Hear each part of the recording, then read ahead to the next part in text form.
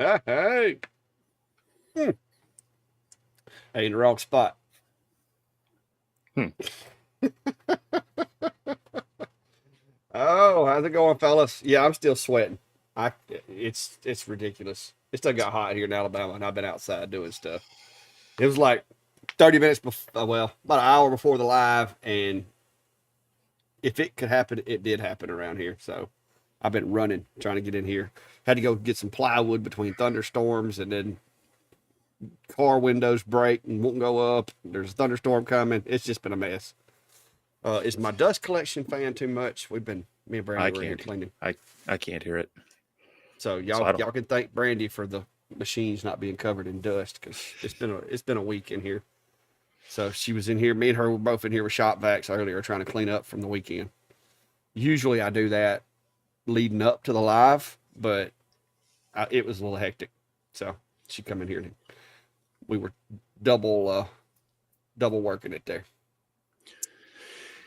Yeah. Well, I was doing everything but that. I was making a mess in my shops. So that's why I'm down here.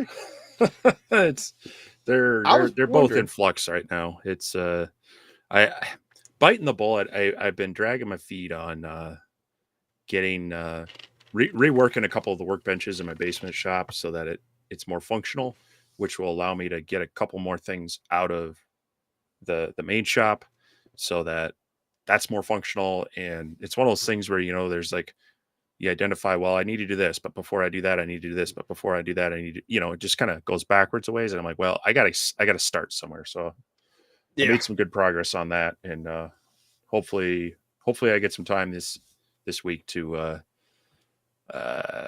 finish up more of it, get back to the fun projects. So Yeah. All right. A little bit of roll call here for a minute. Guys, I'm trying to collect myself and rehydrate. I done drank 2 glasses of tea since I got in here. What's up, James from Ozark, Alabama? Brian, hello, sir. How are you today? Chris, Scott, Jim Pitts from Wichita. Mr. Norbert said he's there for the tailgate party. I hear you. 88 degrees. That's pretty warm. It's not, it ain't Alabama hot, but that's pretty warm. Aldrich Customs, welcome, Pennsylvania. Scott Johnson, Eastern Nebraska. I'm not. I had the urge to do a corn joke, but I'm not. So, it's Midnight Sun Works from Illinois. Hello, how are you? One of your neighbors up there, Steve, Peter, up in British Columbia. hey now. Jeff Benedict. Hello, sir. Uh, yeah, I thought I got a message from maybe it was you that messaged me the other day. But if you message me on the on Messenger, a lot of times I may see it if I'm at work if it's not too hectic. But now sometimes it's a little hectic. But I have no problem uh, meeting you at the interstate for lunch. Lunch is usually at 11 though. If you're gonna eat lunch with me, you got to be there at 11. I eat early. Hmm. Mr. Larry Broom, how are you, sir? Kenton, Texas. Mark, Roger, Darren is it's a bunch of people. It's starting to fill up, ain't it? Yeah. Soaking in rays, Space Coast, Florida. Steve, wouldn't you just love to go hang out on their porch and watch rockets launch? uh Depends on the weather.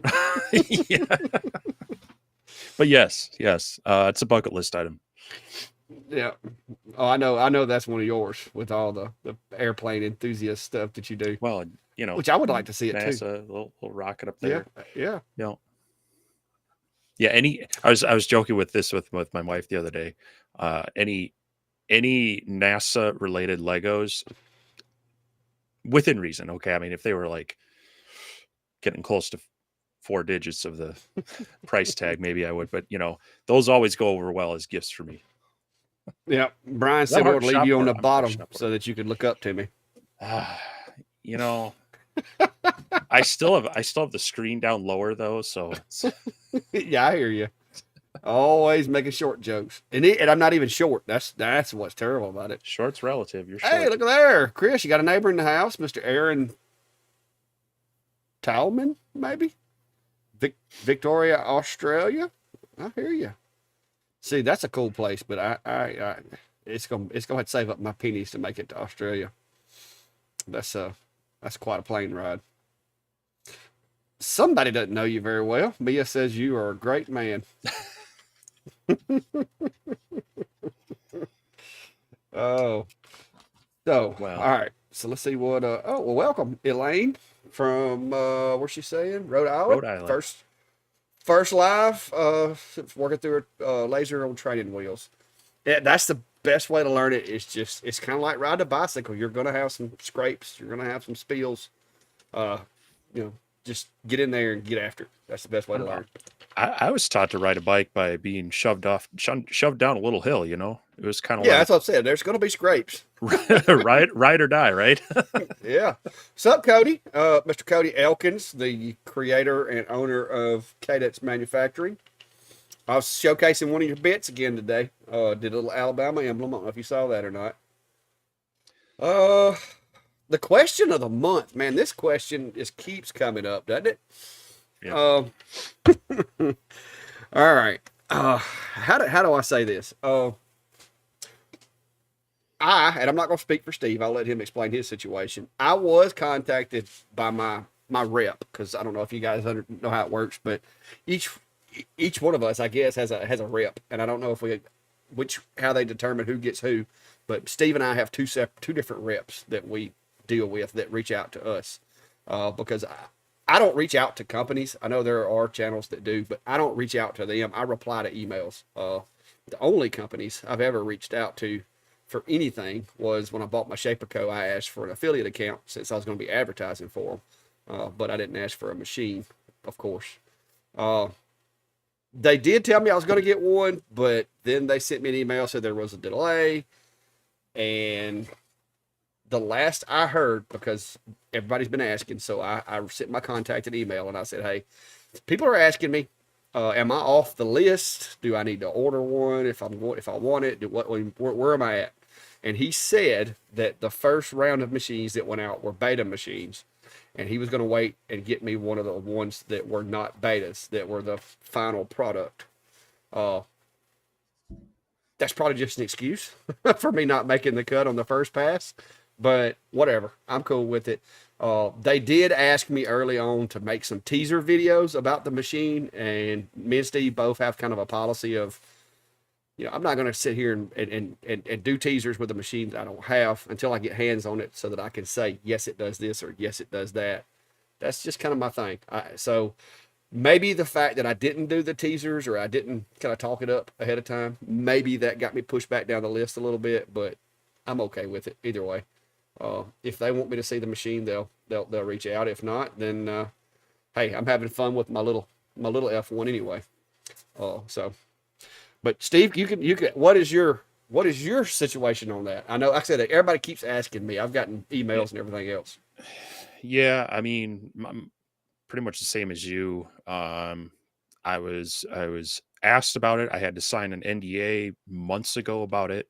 They gave me details of what they were wanting, when it would ship. I mean, this was all before I came down there, and you and I were supposed to have them about the time that I was down there. Yeah, But then we heard nothing, and then got the email saying, "Oh, well, they've been delayed," uh, and that it would be, um, I guess, maybe in June. Uh, and kind of the same bit, hey, do you want to do a teaser video and set? And I said, no, we'll mention it on our. This is where we would tease anything. Like, yes, we've heard this, because we can yeah, have more of a back and forth on it. Whereas a teaser video it's just it's pure marketing, and I don't. I I try really hard not to do that. I mean, even in my review videos, I try to do them around projects and tips and whatnot, and not have it just be like, hey, here's this yeah, cool thing, buy it. Which, yeah, I like you say, I think they were looking for more marketers, and if we get one, we get one. If we don't, that's up to X yeah. Tool. But um, been seeing some interesting things about them. Would love to get my hands on one and play with it to see how well it goes and see if it lives up to some of the hype. Let me turn my But fan off.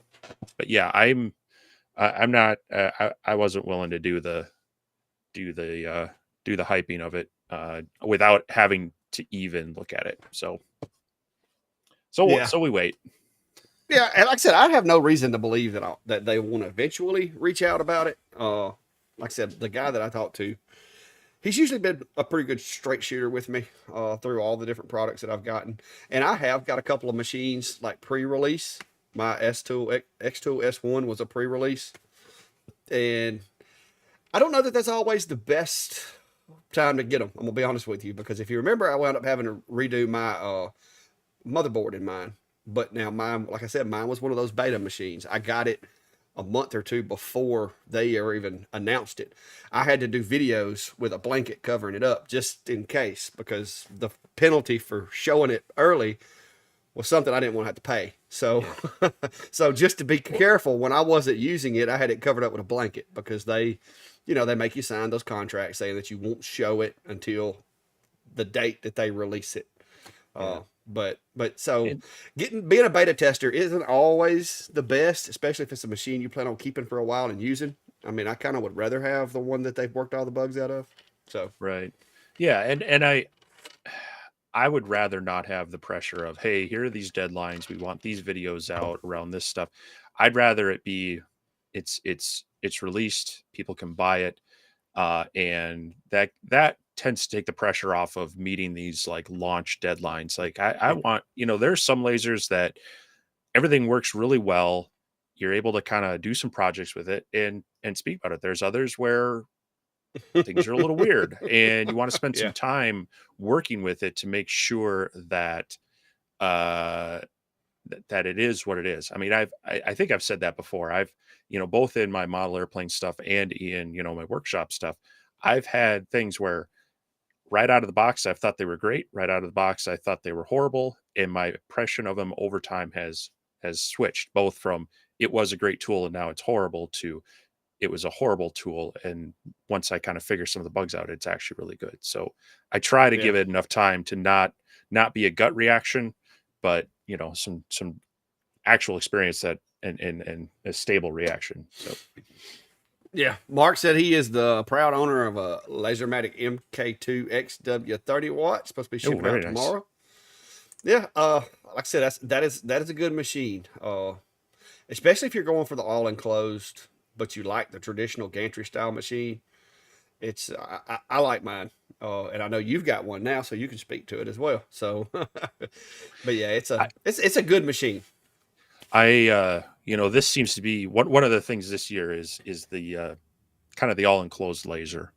Between some of them that have that, like the A24 from Atom Stack with the add-on enclosure to the ones that are built in the S1 and the We create. trying to remember some of the others. The We Create, and then of course the Lasermatic. Those are really growing on me. I love flexibility of some of the others, and being able to create your own enclosure, which that's not. Speaking of reorganizing my shop, that's part of the motivation for this. I need to make space for that. But there's something to having it be all in one, ready to go, cameras in the right spot, minor calibration stuff, and roll with it. That is really nice. Robert said he ordered the F1 Ultra with the belt. If we want, if we want, he can follow up. Do us some B-roll. We can just talk about it. Yeah. No, I'm sure it'll come. Like I said, right now I've got a lot going on, and I had, if they had have delivered the machine, it would have failed right before this Peach Jam event that I'm trying to get ready for. So it's probably a blessing that it didn't, because I'm a little behind the eight ball on getting ready for that. I think I'm gonna be fine. I've got enough stuff already in the trailer that I've done for my attention grabbers and stuff like that. I got my inventory on my small stuff in. I've got the jigs set up, got the files organized. I put them on Google Drive so I don't forget and leave my jig files at home for the computer. And I'm gonna also put them on a thumb drive and move them over to the laptop, probably the night or two before the event once I start making my final preparation. So, Yeah, but yeah, in hindsight too, if I would have gotten that laser, I would have been feeling way too much pressure. Just yeah, so many things going on at work lately.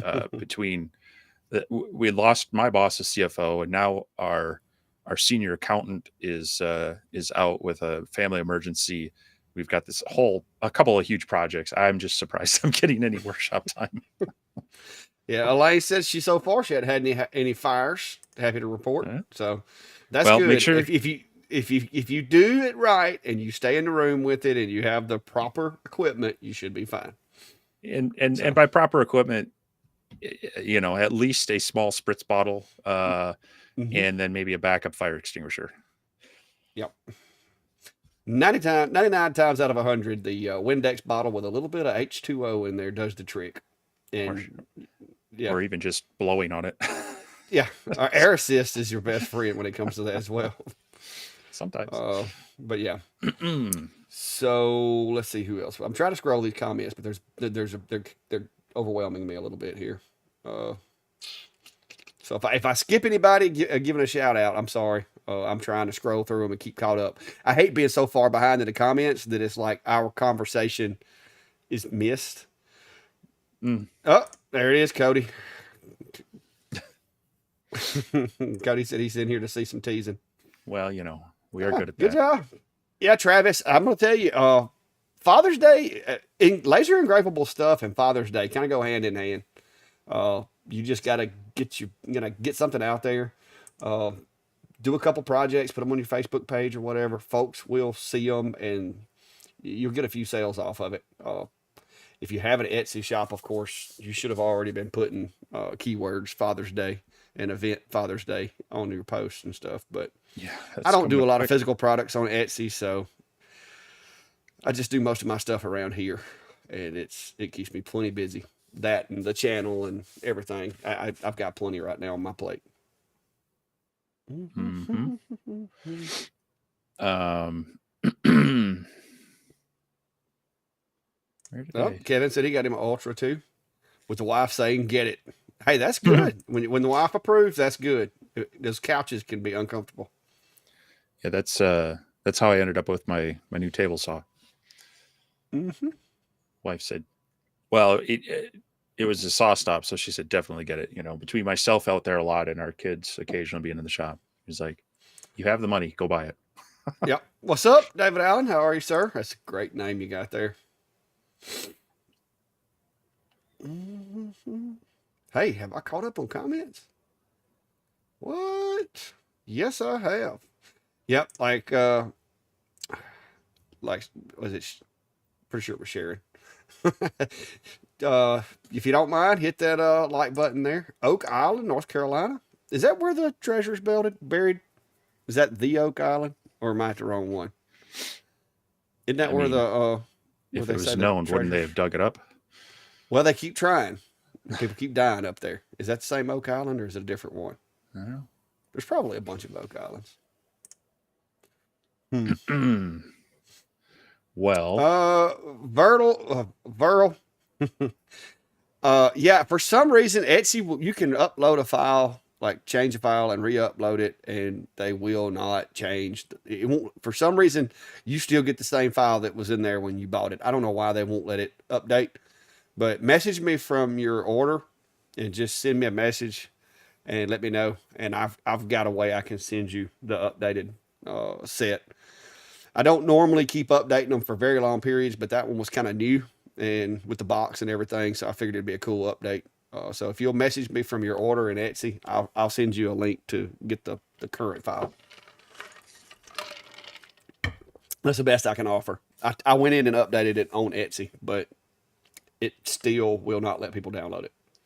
all right. So, So since I'm here instead of in the shop, we've got a guest. oh, look at there.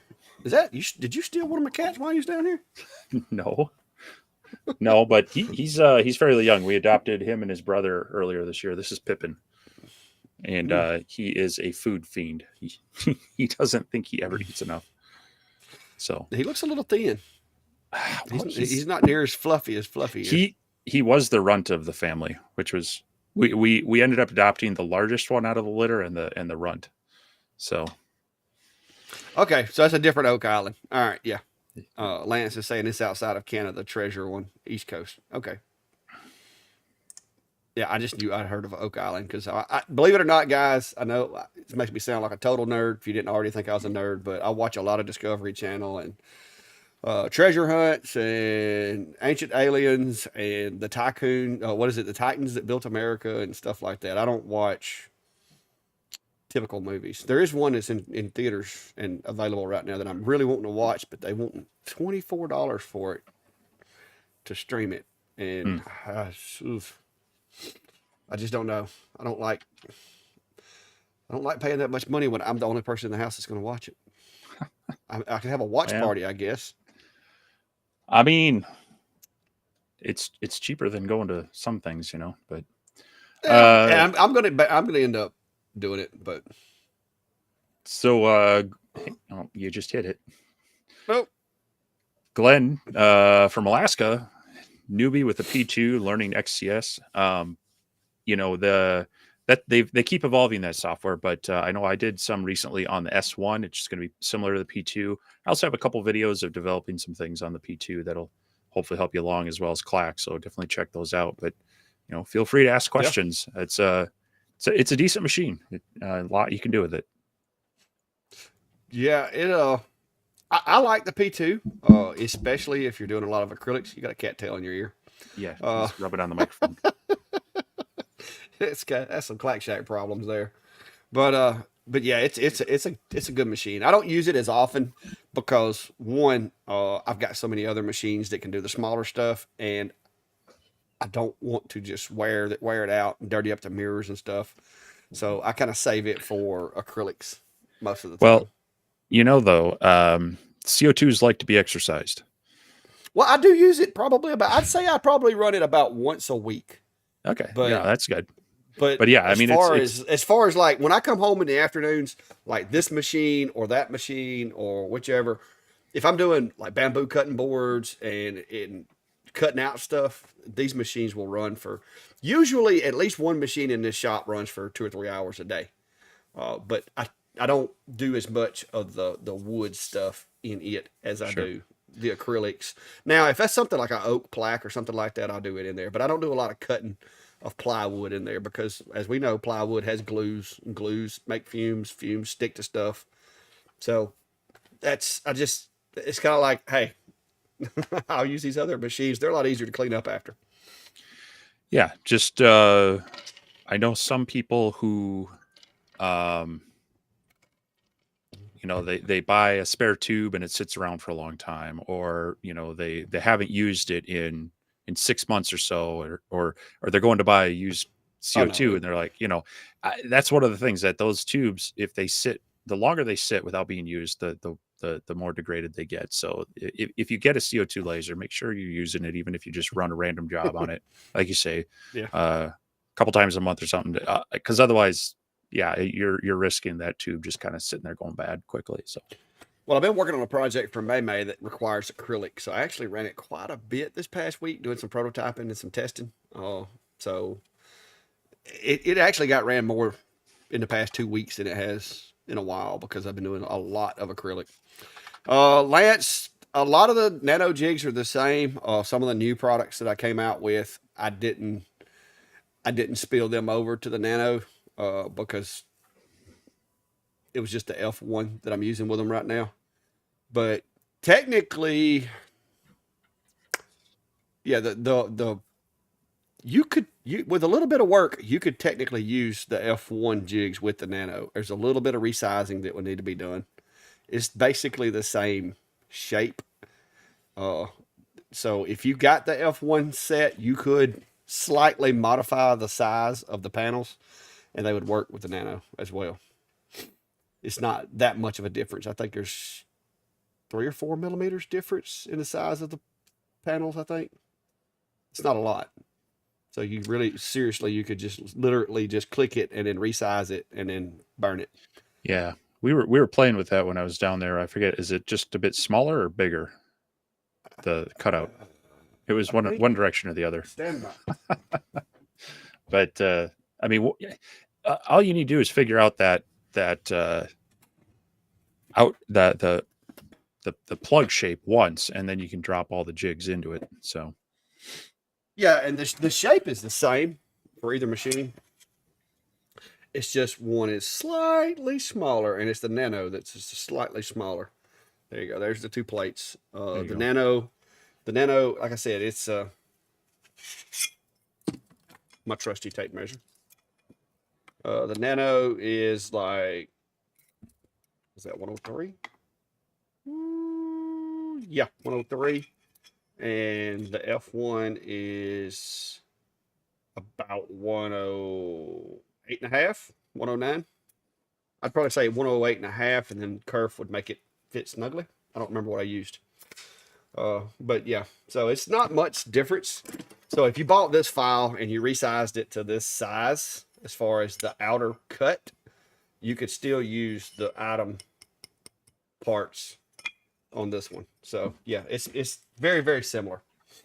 But I didn't have the F1 when I made this one, but I did borrow the design.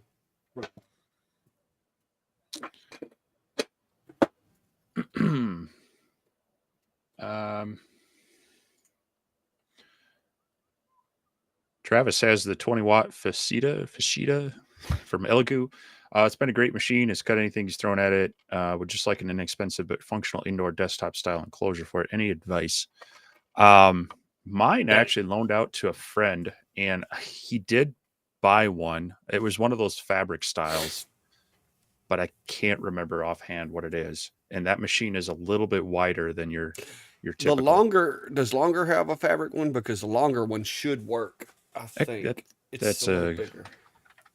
uh, I can't yeah. remember the exact dimensions. They do they do have one. It's about $60, but I don't know if it fits that because that one their lasers are deeper than wider, I think. Right?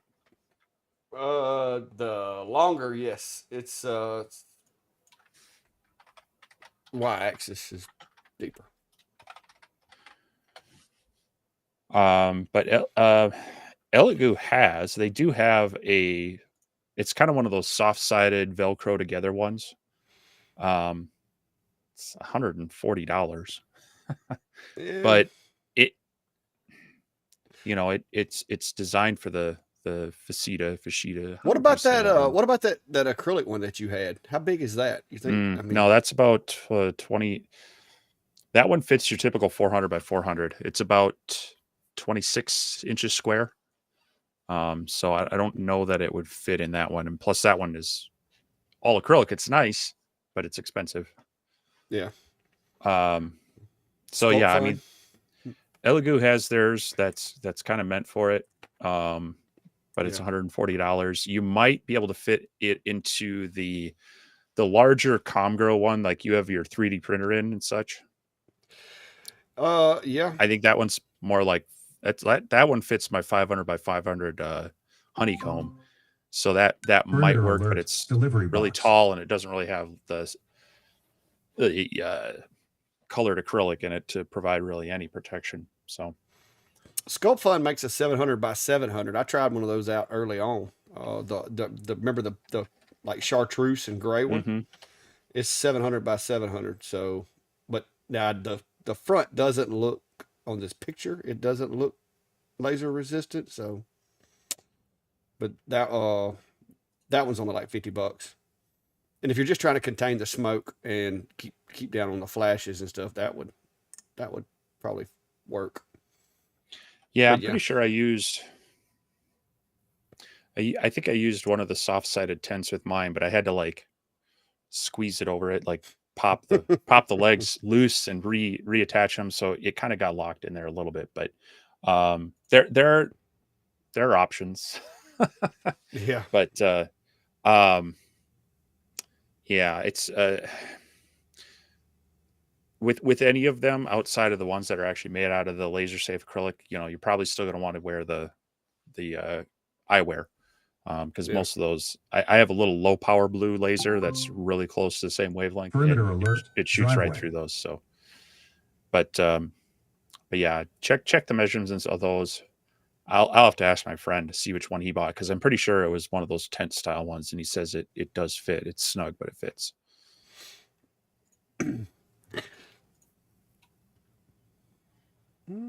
Yeah, my niece has got my Elegoo right now, so I don't have it to measure. It's a pretty decent machine. I mean, it cut really well. It's just that whole Yeah, smoke that filter. Yeah, that filter filter is, system was a little janky, yeah. and that's why I said in my video, don't count on it. I mean, it'll knock the edge off of it, but Yeah. Perimeter alert. Delivery box. what have we You got got? people Like, just walking around out there, huh? oh wait a minute, it's Sunday. That's Brady taking the trash down.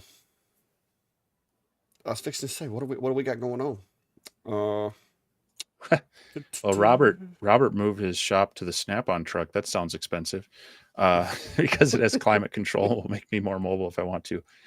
Um, I mean, if you've got access to one of those, a big, high, shop like that, that would be a way to do it. yeah. As with anything, you want to make sure um, your suspension is tuned so that you don't bounce more so with like the CO2 lasers, the mirrors and everything in alignment, such, but and glass tubes and whatnot. But that's always my concern with some of these smaller trailers. You've got the nice tandem axle, little beefier Yeah. setup. Yeah, But that was these, intentional. Because I have pulled single axles before, and it's like pulling a trampoline. yeah, So, Yes, so I both was, mine can be. Yep. so I was like, no, we're gonna go ahead and spring for the extra axles. Hmm. It cost me a little bit more, but I mean, really, if you think about the cost of the trailer, one more set of axles, if you buy it already built out like that, it's not that big of a price difference. And with Till you take it on. mine's like, yeah, I Till you was like, take it I on all think, the toll roads. well, I don't have toll roads around here, so I'm not too concerned about that part. Bill, what are you doing? Letting bees fly away over there? That man, I tell you what, he just can't keep bees. They just keep leaving his house. No, I wasn't there to catch them today. Had enough. Okay. 4040 Pro Genmitsu at times get high pitched squeal while carving. Adjust higher speed or lower speed. Is it normal? Or is it normal at times? Um, it kind of depends on the there's a squeal and then there's like chatter. Um, if you're getting too much of a squeal, it might be that your spindle is going too fast, or your RPMs are too fast, or you're moving too slow through the material. If it's more of a chatter, then you might be going too fast through the material or need to speed Or your. it's too slow. Yeah, it could be either, but um, Yeah. yeah, usually if it's kind of that high pitched squeal, it means it's not it's turning too fast of an RPM for the speed that the spindle's going through, and it's actually burnishing the wood a little bit instead of cutting clean chips. Yeah, you'll if it's squealing and you're getting really fine powder, or if it's starting to like almost scorch the edge of the wood, then you're going way too slow with the bit spinning way too fast. And like Steve said, you can either slow the RPMs on the spindle down, or you can speed up your movement. I'm still dialing in mine. Like every job I run, it seems like I have to bump it a little bit up because I keep being too conservative. Now I have learned that the little 1/8" Jenny bit, the down cut, when you're cutting red oak with it, it really don't matter how fast you go, it's going to squeal just a little bit. But it's not that high pitched squeal. It's just more of a, you can hear it going through that material, but it's because it's such a hard wood, I guess, that it does make a little bit of a noise. And I'm probably not going near as deep with the things I need to, Cody, if you're watching, because I'm scared I'm going to break that. That 1/8" scares me. I'm afraid I'm going to snap it because I've been pushing it pretty fast through this oak today, and I was like, that thing's gonna snap. Like I'd be sitting there like this, bumping the speed up, just watching for fragments to come flying at me, but it never did. So Yeah. Well, Cody would say push it harder. I believe he's got little ones he got to take care of, so he's got like they just yeah, had a newborn a few weeks ago, so I'm sure he's yeah, real busy with all the kids. But yeah, uh, definitely play around with your feed rate on that one, or on mine with the Makita router, rarely over 3 on that dial. So you can probably back that off as well too. So yeah. That would depend too on, like I said, if he's using a spindle or a Makita or DeWalt. If you're using the DeWalt, I will tell you the DeWalt. I didn't know this when I first got into it, but the DeWalt is a little harder to use with the 4040 than say the Makita would be. But it's because the speed doesn't go down as low as the Makita and some of the other routers. So you're always trying to push. You're trying to push the bit faster because you can't bring the RPMs down, and that can be a little problematic, especially if you're depending on your depth. So if I had it to do over again, even though the DeWalt served me well once I learned how to run it, I think I might could have done a little bit better job with the Makita or one of the other brands that would bring the RPMs down a little bit. Uh, because once I had both routers and ran both, then I realized, okay, the Makita, the only real advantage I found with it was I could slow it down uh, with some of those bits that I was running a little bit too fast. So, but I went through two sets of brushes in my DeWalt, so I used it a lot. Oh, sorry, I don't think we did this one. Kevin Rich is asking about XCS. Trying to play with it while waiting on the Ultra. It will not let me start a project without connecting it to my machine. Is there a workaround for that? Not that I'm aware of. They'll let you develop and play around with files and such, but as far as the preview and time estimate, it actually needs to be connected to the machine to do that function. So You you'll have to actually wait. could download Lightburn though, and go ahead and start learning it and design some files, save them as SVGs, and then half the work's done when the machine gets there. Sure, but I don't know how. I mean, I if I had the Ultra, I'd probably be sticking with XCS for the most part. Yeah, to run it, but I'm saying as far as file designs, if he's wanting to learn how to Yeah, but design you files, can design an XCS all you want. You just can't yeah. get to the point of getting the Yeah. time estimate and playing around with that stuff. So, but Will it yeah, let you unfortunately, I don't know that. What's that? He said it wouldn't even let him start one, like try to engrave it. I think when they went to this new system, I don't think it'll let you do anything until it senses a machine. Well, I don't know. I suppose. Hang on, I'll find out. Hang on, Yeah. because all mine should be powered off. Let me see.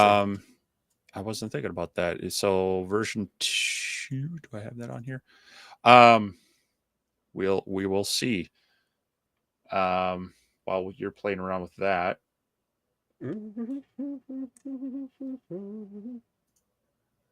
Let's see what happens. I don't know if I click new project, it's although I've already connected it to a machine, so or it Yeah, might be seeing mine on the network.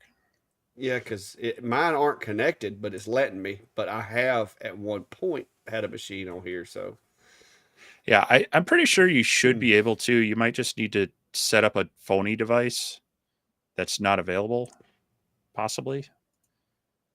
Can you even do that? that's what I'm supposed to look at. Connect device. But I'm pretty No, sure I don't they think it'll have let let you you. before. So Well, hang on, let me check something here. Have they discontinued? Like, can you still run the old XCS?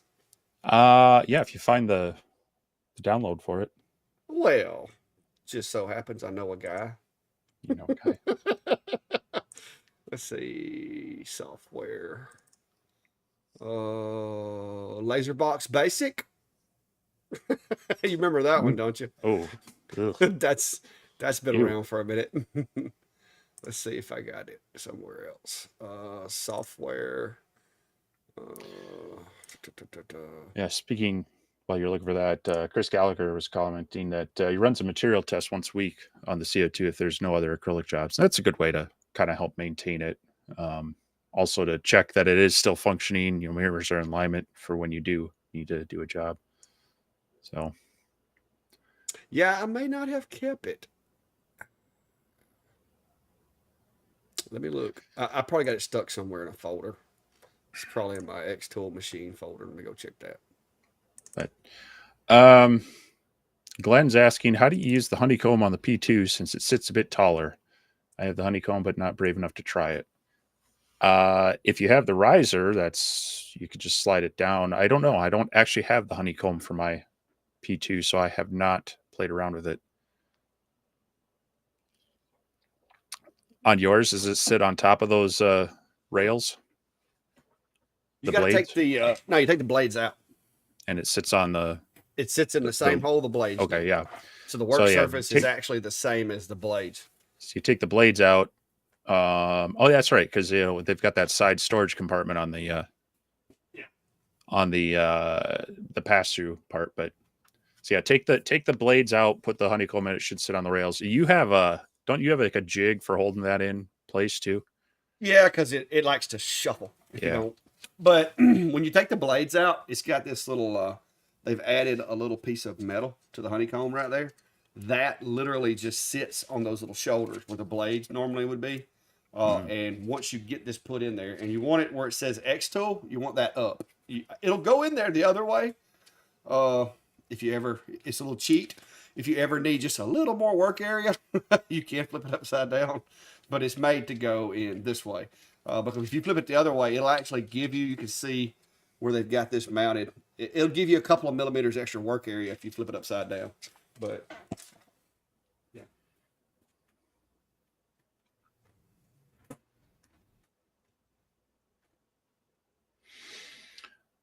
Well, I said it would. No, it won't. It won't sit in there, right? Because of the rivets. Never mind. Well, along those lines, Robert Barnes is asking with the P2, with the pass-through function, P2 honeycomb will lock. it fit sheets of acrylic, or do you have to normally rip them down for cutting? So as long as it fits into the width of the pass-through, which is going to be what, 22 inches? I don't have a pass. Well, I do have a pass through. Yeah, you got the pass-through. I don't have the conveyor. Yeah, well, there's a difference between the pass-through and the conveyor. The conveyor is limited to I've never thinner, used the but pass through. but as long as it fits through there, which is like around 22 to 24 inches. 24, 20, Yeah. almost 25. If you were trying to sit something under it, you could sit something up to about 25 inches. But now, when you take that crumb tray out and drop it, I think the inside of the crumb tray is smaller. Significantly. So as long as your sheets are thin, I would say 24 inches wide or less, you should be able to fit it through there. See, this is the crumb tray that comes out of it.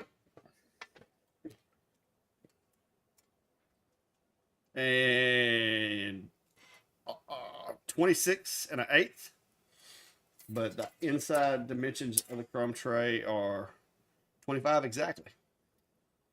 So, but now the work area is still going to be the work area. Like if you're trying to cut a piece of material, you're not going to, just because you can fit it in there don't mean you're going to be able to cut it. So Janie's asking, is there a material I can cut with diode laser to make stencils? I guess it depends on what you're going to use the stencils for. It could be as simple as, some tag board, you get the right color, or cardstock. You could do that for thinner stencils. If you have a thin acrylic, you could use that. I've also used some hardboard material that's like about a 16th inch thick. That's kind of like the stuff you have on the back of a photo frame or whatnot. That you can kind of cut out with a diode, but kind of depends on what you're using the stencils for, and how much you need them to be reusable or tight, or have a larger lip to them. But yeah, there's some different materials you could use for sure. 3mm black acrylic if you're trying to use like spray paint stencils or whatever. Those will work.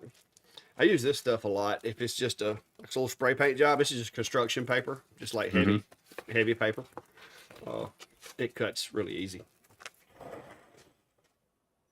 Now, if you have a CO2, of course you can get this stuff. It's pretty awesome, but you can't cut it except with a CO2. This is Mylar, and this is 10 mil, 12 by 12 sheets of Mylar. But you got to have a CO2. I've tried every diode in the room. It just don't work. You come up with a melted mess. Tom's asking about the Atom Stack A70. Knows we both have them, tested them out, but don't see everything we do. But haven't seen us using them a lot lately. Is he correct? And if not, why? I can speak for myself. I have the plans mostly done up to build an enclosure, and I plan on doing a video of it where I'm going to force myself to use as basic of tools as I can to show people you can build one of these. But I need to, that's part of my whole shop shuffle. I need to get some things out of the way so I have space to set it up and run it. So for me, the 70 has been kind of sitting on the sidelines waiting me for to get its enclosure done. But you've been Yeah. using yours some. Oh, I've been running a stew out of mine. Oh, I love it. It's like having a bandsaw in a box over here. Now it's not in there right now, but the only reason it's not is because I've been testing that guy out, and I'm still running it right now. Just running it through the paces. I will tell you, that one does a really good job with pretty much everything I've engraved with it. It's not a cutter. It is because I'm spoilt. I'm used to having the 40 and the 70, and having that 20 over there. It's a bit of a handicap, but I'm trying to thoroughly test it and run it and make sure everything works on it the way it's supposed to. But no, if I think for the last several lives, I mean, mine's been in a lot of videos. Now I didn't do anything that like specifically said Adam Stack 70 watt, but a lot of my projects I've done, a lot of the cutting I've done. I mean, I've run it a good bit. I've had to clean it like 5 times already. So I was a little worried. I shot the lens the other day. I was being crazy, cutting 3/4 inch pine with it. But but no, it's so far I haven't had any problems out of it. The Z-axis, I was expecting the Z-axis to be a letdown when I first heard about it, but so far it is the best working Z-axis that I've got to use. Now, don't be wrong, the Niji, I like that Z-axis. It works fine. What was the other one? The Two Trees TTS TS20 or whatever. The Z-axis on it works fine, but the only improvement I see on the Z-axis they could have made on this one is if the little foot was like robotic to where it only came down when you were setting the focus and then it sucked back up out of the way. Like if they had just maybe like just one little actuator or something that would kind of like press on it the out there.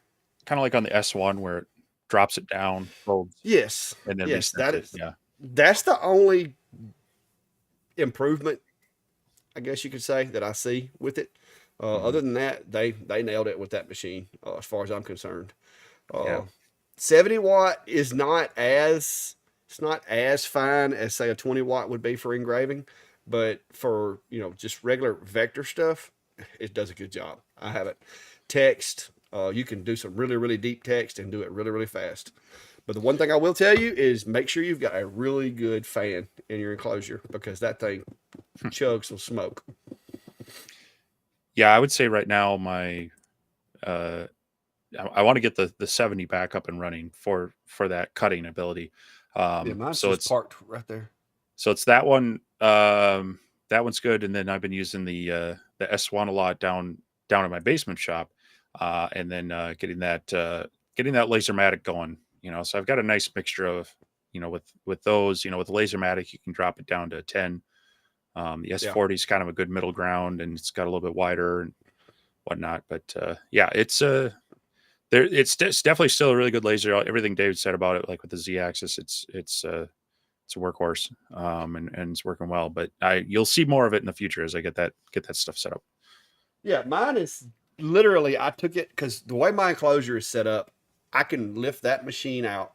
I've got a little leg jig in there that holds it in place. Undo the cables, lift it out, set it over here on the table, grab my 70, set it back in there, plug it back in, and go back to work. And because of the way my jig system is built into the enclosure and everything, I don't have to recalibrate my camera. I don't have to redo any of my jigs. Like, everything will work exactly like it did when I pulled it out of there. So I use this box for testing machines, and with the 70 being so big and the MK2 that's in there now being smaller, it actually fits inside the footprint of the 70, so I don't have to remove any of my little jigs or anything. And you can see, well, I think you can. No, that fish eye's kind of messing with it, but the holders from my other machine are still in there. I haven't taken them out. That way, if I have a big cutting job come in, I can literally unplug that thing, set it to the side, put my other one back in here. So I just had to run the new Algo for a little while, and it's like I said, I'm kind of liking the little controller built on the front of it, because I keep finding myself using it to move it to set the focus.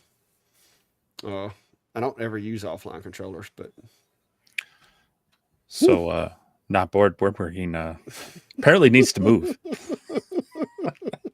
Yeah, he says he's coming. He's coming to hang out at the Peach Jam this weekend. So hopefully the weather will be good, and I'll try Maybe to he'll make leave sure you I with have a snake. I have extra. Yeah, you can leave the snake with at home. We've got plenty here. But yeah, he was saying he's planning on seeing him. I set up this weekend. So yeah, hopefully lots of people get to see it because I need to sell some stuff because I kind of bought a lot of inventory, but it's mostly small stuff. So if I don't sell it this time around, it's not perishable or anything. Those anodized aluminum pieces keep pretty well.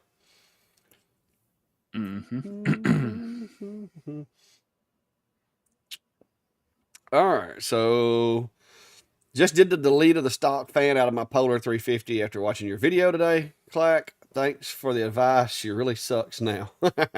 Yeah. Well, and I'm gonna be honest with you. That's the only there's been a few machines that I've had in the shop, and the P2, the S1, all of these fully enclosed machines. The fan that they come with from factory is fine if you're running 24 inches of hose. But like with my little test setup, which is the one I used the other day when I was running my F1, I had to put me a 4-inch fan up there to kind of assist. But since I've done that, this thing has zero smoke in it now. And I've got it to where I kind of match the speed of that fan with the speed of this fan. And man, it pulls it out of there quick. So I don't think you could ever have too much fan. I think as long as you have a way of slowing it down and speeding it up, I think it's good to have. DJS is asking any concerns with Creality Falcon Company. They ordered the new 60-watt Pro, should be here this month. You've played with a Creality laser, right? Yeah, it was is it the 40? No, 20. It was a 20 watt. But yeah, the Creality makes a pretty good laser. They were one of the earliest ones that had like automated air assist. And that Falcon that I had, the Creality Falcon that I had automatic air. Well, and they had a Klein lot of ran it the for a long time. didn't they have one of the earlier ones to get a lot of the cable routing and cable management done, kind of integrated really well and such. So yeah, it had, if I'm not mistaken, it had the little metal straps already built into it and everything. But yeah, it was a good machine. It looked a lot like, say, like the Algo as far as the way the cable management and stuff was. But yeah, it had that little block built on the gantry and everything. I've got a video I did on it, but yeah, I never had any problems with it. And then I gave it to Klein to use in his shop, and he ran it for a long time. I think my nephew's got it now. But yeah, it's a good machine. They had mentioned here a while back sending me another one, but they sent an email and they're like, "Would you be interested?" And I'm like, "Sure." And then crickets. yeah, I've had this similar experience with them. Kind of they reach out and kind of start teasing things, and then I haven't heard. So, but I think like you say, a number of people have used them with reasonable success. That I wouldn't be too concerned about it right now. Yeah. Asher's is asking about good customer service. And I'll be honest with you, Asher, I've only had 2 machines out of all the machines that I've had that I've ever had problems with and had to reach out to somebody because it was a problem that I couldn't fix myself, because most problems are going to be adjustments or backing screws backing out or something like that. The only 2 machines I've ever had to contact their support was I had a little bit of a hiccup with my MK2 that I had. That was really easy because I just sent an email to Leo and was like, "Hey, this is my problem. This is the symptoms." And he said, "I think it's the board. We're going to send you a new board." And so I got the new board, put the new board in, and it works. X-Tool, my S1, which keep in mind, my S1 was a beta. It was like one of the pre-release. I had it a month before they even come out with them. The board in it failed on me. And that one was a little more complex. They wanted to remote into it and pull the diagnostic logs and all that. And I was like, "Sure, go ahead." And so I connected it to the computer over there on the CNC, which only runs a CNC. And they went in, pulled the data logs, looked at it, and said, "Yeah, it looks like it may be the board. We'll send you one out." It took a little longer dealing with X-Tool, but it was mostly because of me, because it went down while I had some jobs going, and they would want me to, hook to it and do something, and I couldn't because I had the CNC running, and that was the machine I was using with the CNC. So I wound up putting them off for a couple of days. But within a week, I had the parts shipped to me for the S1 as well. Other than that, Algo laser, I had a firmware crash one time on the early Algo laser, the first alpha, and it was my fault.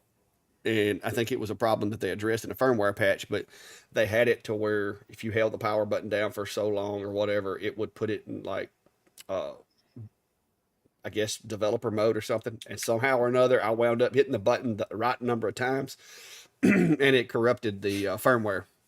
So I had to reflash it. But the guy that I don't even remember his name now, but he's like the North American rep for their technical service or whatever, sent me the downloader for the soft firmware with a little PDF instruction and the most recent firmware. I flashed it and it's been working fine ever since. That's the only 3 instances I've ever had to use anybody's support. So I can't really speak to it. Yeah. Yeah. I've only had, some back and forth with a few of them on, trying to troubleshoot some things, and usually they're like, oh well, he'll try this firmware and whatnot. So I can't really speak too much to most of that, but I've heard really good things about Lasermatic, with their support structure and such.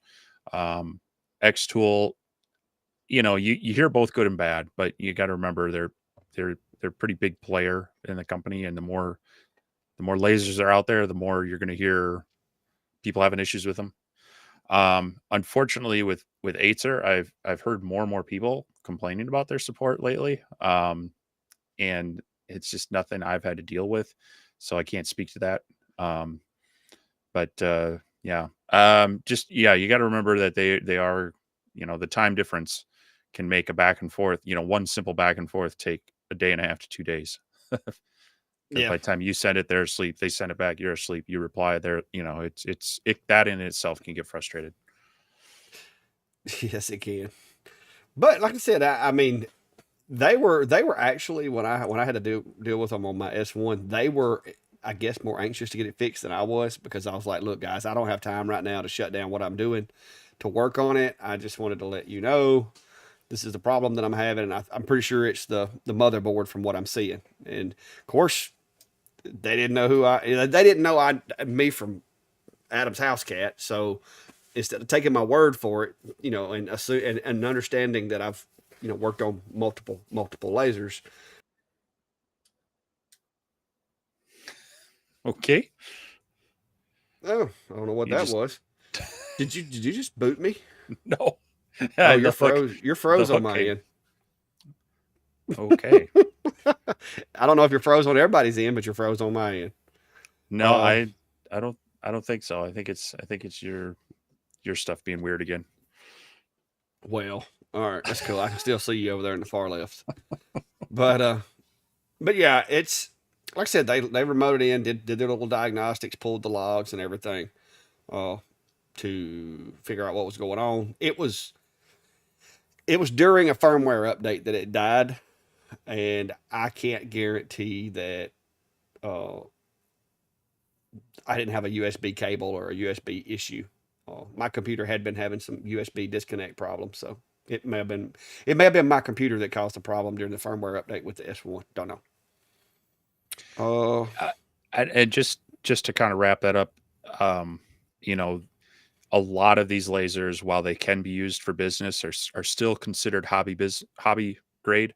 And so, the more business that you get that's going to be requiring you to do kind of just in time delivery of products, you're going to want to figure out your backup plan, be that someone else that has one, a second machine, something. Because unfortunately, they're not going to treat your issue as we've got to get you back up and running for business. They're going to treat it as like, well, this is while they sell them to small businesses, they don't have any sort of service level agreement with you to get you going back in any specific time frame. So yeah, and if you want like 24-hour service from most of these bigger companies, you're gonna see it when you write the check.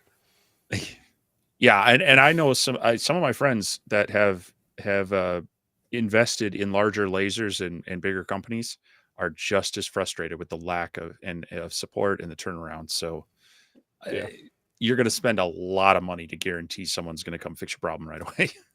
Yeah.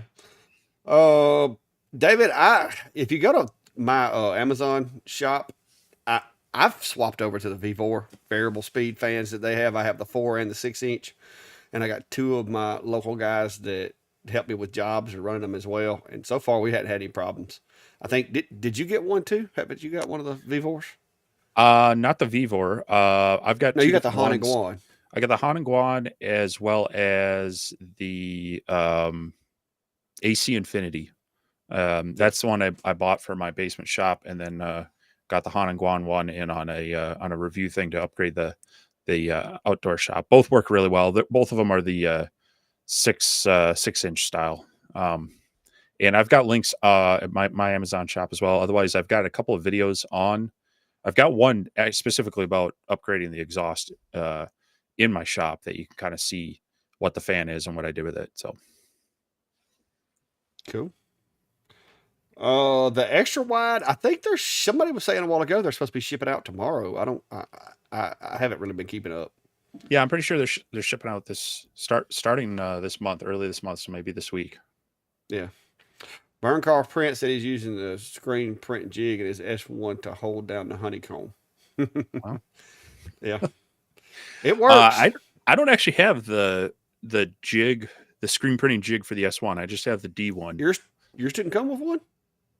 Mine didn't come with one Wow. at all, because I had kind of this that was one of the pre-production things I've gotten from them. Oh, that's right. I get yeah. pre-production accessories from them. I got the RA2 and then the screen printer.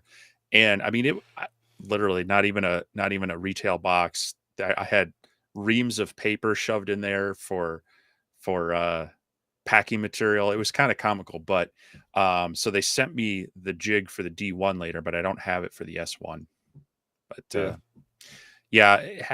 setting up some sort of jig in both the S1 and the P2 to hold that honeycomb in place would be ideal.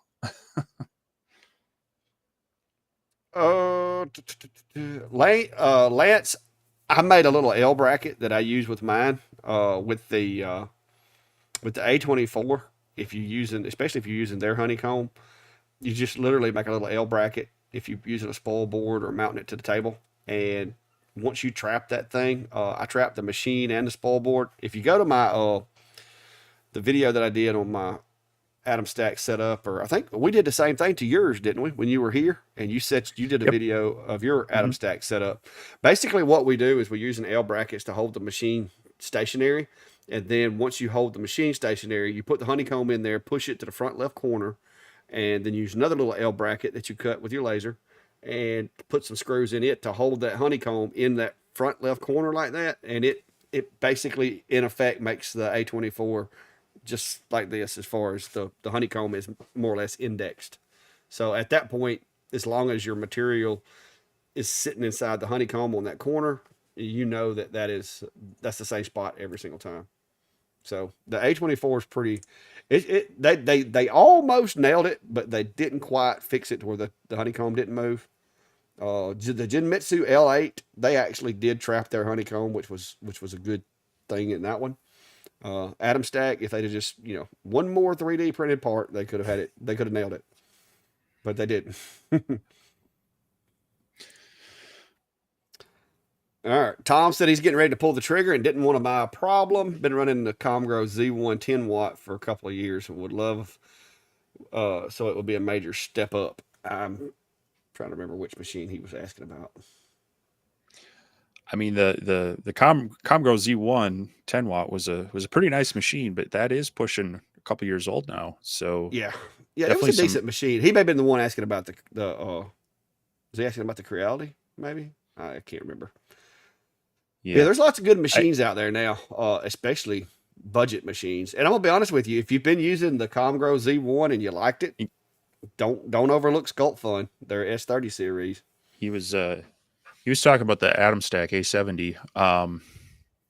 So that would be a huge upgrade, both in size and power. Speaking of Sculpt Fun, I'm playing around with their their new one that, gosh, I can't even remember this because it's got this weird A9 something something. It's their 40-watt version, but it's switchable from 20 to 40, and that's got some nice new features on it over their old S30 series. So there's a lot of good options out there for jumping up from the original 10 watts. But yeah, Mark, that's my philosophy is, I have a backup for this enclosure. I've still got my Acer V35 in case something happens to the X40.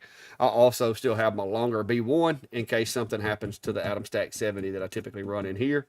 As well as once I get this one out of here, the Algo Laser MK2 Alpha MK2. Once I get it out of here, it's going to be my backup machine for this guy. So I always have an extra machine. That way, if all three of these machines die, I technically have a machine I could put to work in their place. The only problem would be with the Alpha is it's not going to have an enclosure built around it. But I would have two other machines I could use. So, yeah. Speaking of, had an extended honeycomb bed review. Was that steel that you were using? He's asking. I think it's the same. The Nivel, the same one that I've got, right? there's two that I have that are extended and steel. The Nivel is great.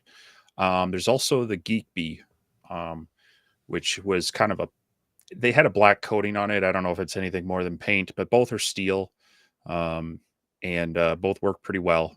You do want to make sure you support it well because they do start to get a little bit of a sag in the middle if you have it just supported on the corners and such. But yeah, I think both of those are linked again in my Amazon store, or just I should have video. I've got a video on the Nivel. I don't have a video on the Geek Bee. I have an Amazon video on the Geek Bee. They asked me about it in an email, and I said, well, I'll use them, but I'm not going to just drop a random YouTube video out about this. So both of those work well. So yeah, they're fully steel and magnetic. Yeah.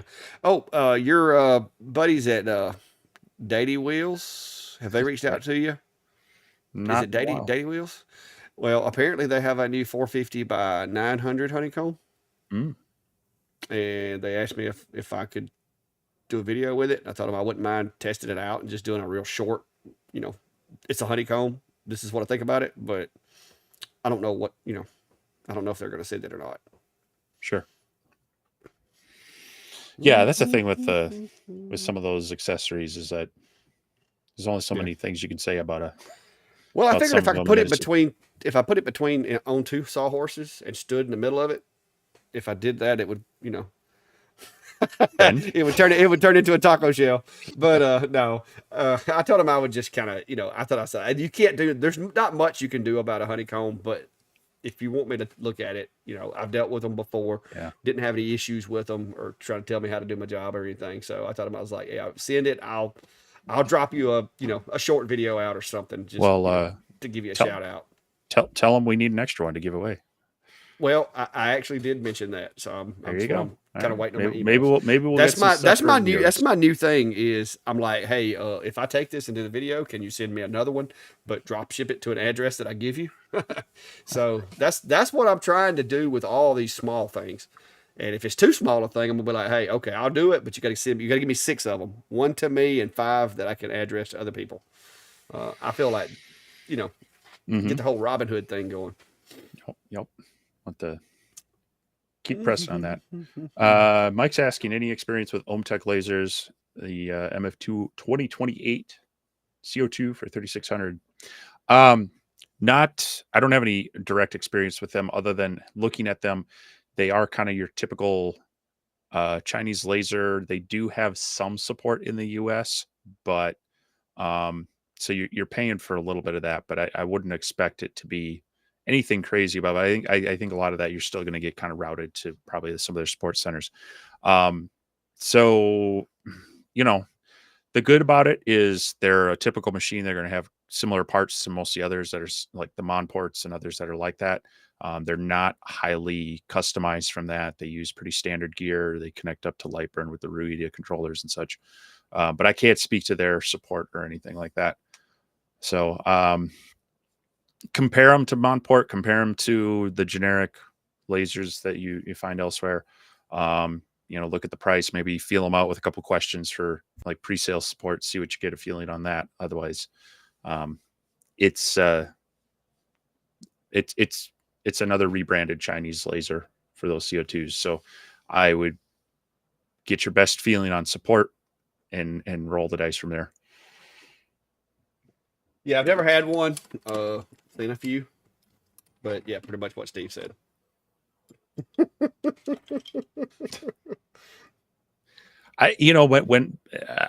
When I was looking at those, I found plenty of information online that I felt comfortable that even if I had problems, I'd be able to get support from various, groups, forums. I mean, we're talking like 8-10 years ago, so there weren't as many Facebook groups per se. But yeah, the nice thing is that their components aren't proprietary. So even if OhmTech isn't able to support you, usually the greater internet community can help you out to find issues or find solutions to your issues. So Bob said he has one, and tech support is slow. I mean, slow's better than non-existent, though. Yeah, and like I said, I have a friend who has had, partnerships, or he worked with a sales rep, and he worked, on some of these larger companies, and he still was running into these problems. So I don't think you're going to get away with even spending a little bit more money.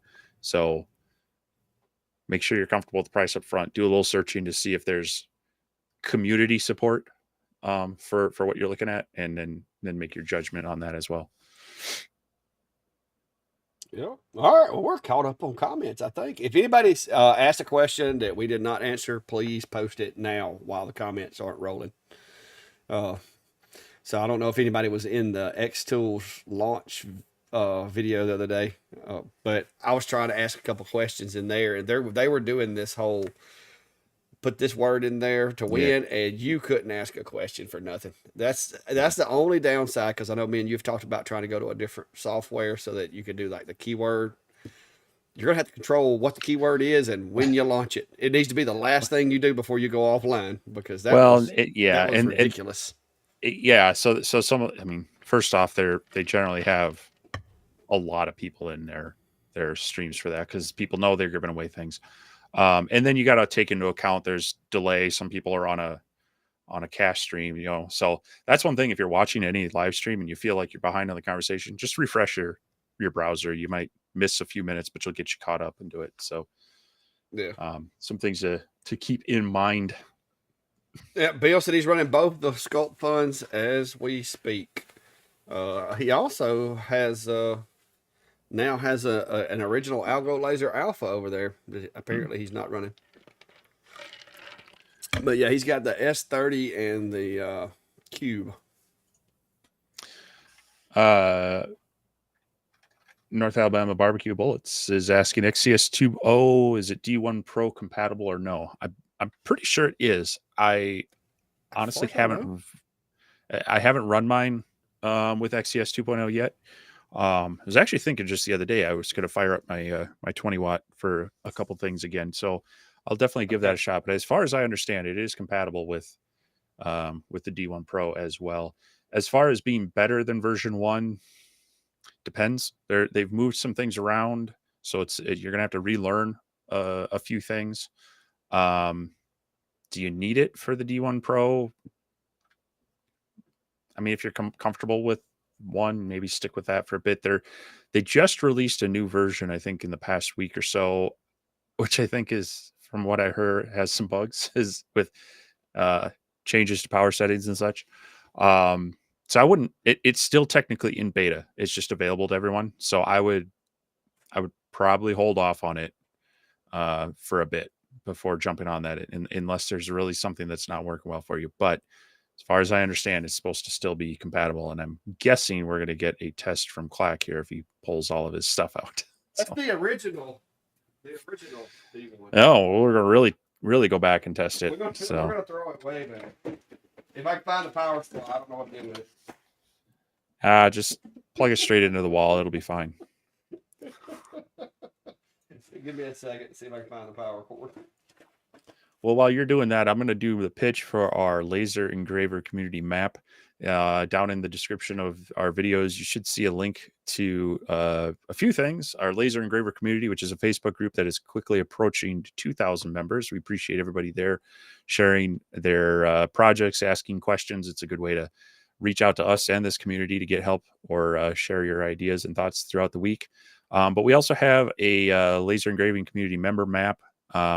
This is completely optional.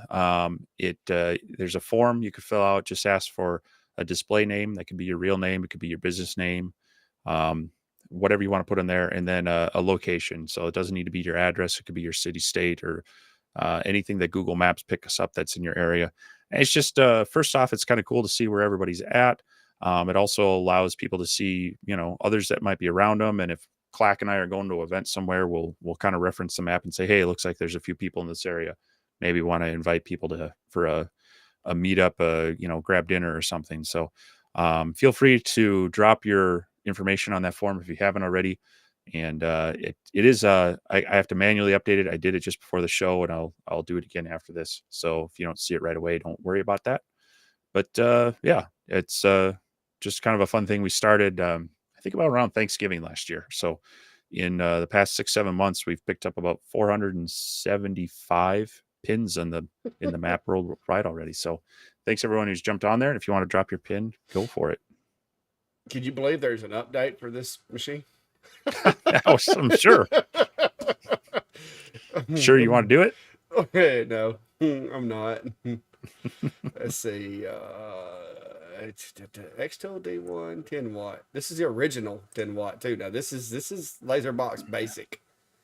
So back in the good old days. Yeah. Let me see here if I can remember how to work this machine in the software.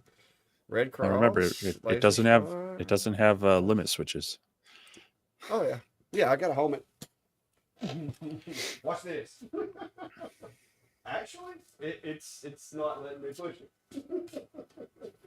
There we go. Hang on. There we are. It's got to wake up from its long slumber. Oh, I got a screw backing out right there too. Oh, this thing's been sitting out for a minute. It's not been robbed for parts. It doesn't have an air assist module on it or anything. So let me see if I can. That poor thing. Let me see if it worked so hard for you, and now it just hangs on the wall. Well, I mean, it's like that. It's the like work area is kind of janky. It's like the those signs they give you, the first dollar bill earned or whatever. All right, so let me see if I can make it frame. This could go horribly wrong. All right. Well, while you're playing with that, let me see if I can. The framing function is ready. Push the button. What? Yeah, you got to push the button on the thing. Okay, hang on. Mark's asking about CO2 lasers like OhmTech. Downside of getting manual focus versus autofocus. It depends on the implementation of it. I know some people who have gotten the autofocus with the probes, and they can be finicky for some people. They work well for others. Mine had my original CO2 laser didn't have autofocus. I had basically a spacer block that I created that went in between the air assist cone and your material. And then I had a couple of buttons because it had a powered lift bed. So I would just push up or down and space it out. I never found that to be too much of a hassle. And as a matter of fact, it was fairly easy for me to dial in. I could do a stepped key. So if it was, 3 millimeter versus 6 millimeter cutting, I could have it slightly off so it's centered. So now I've seen some that didn't have the powered lift bed, which was really annoying because it had a little crank that you have to go by hand. Not the end of the world either, but it's kind of like on the diodes, manual focus with the adjustment knobs. it doesn't screw up too easily. With the autofocus, there's always something that can go wrong. So um, I don't know. It for me, it's kind of take it or leave it. As long as the manual focus is not a difficult operation, and usually with a spacer block on your air assist cone, that's an easy way to get it set up right.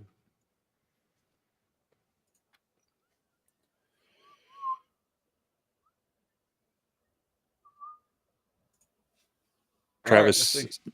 oh, See you if got this it ready? works. Well, press the button. Okay. Still working on it. I'm really not used to running it with XCS at all. Yeah, it adds a few extra steps over Lightburn.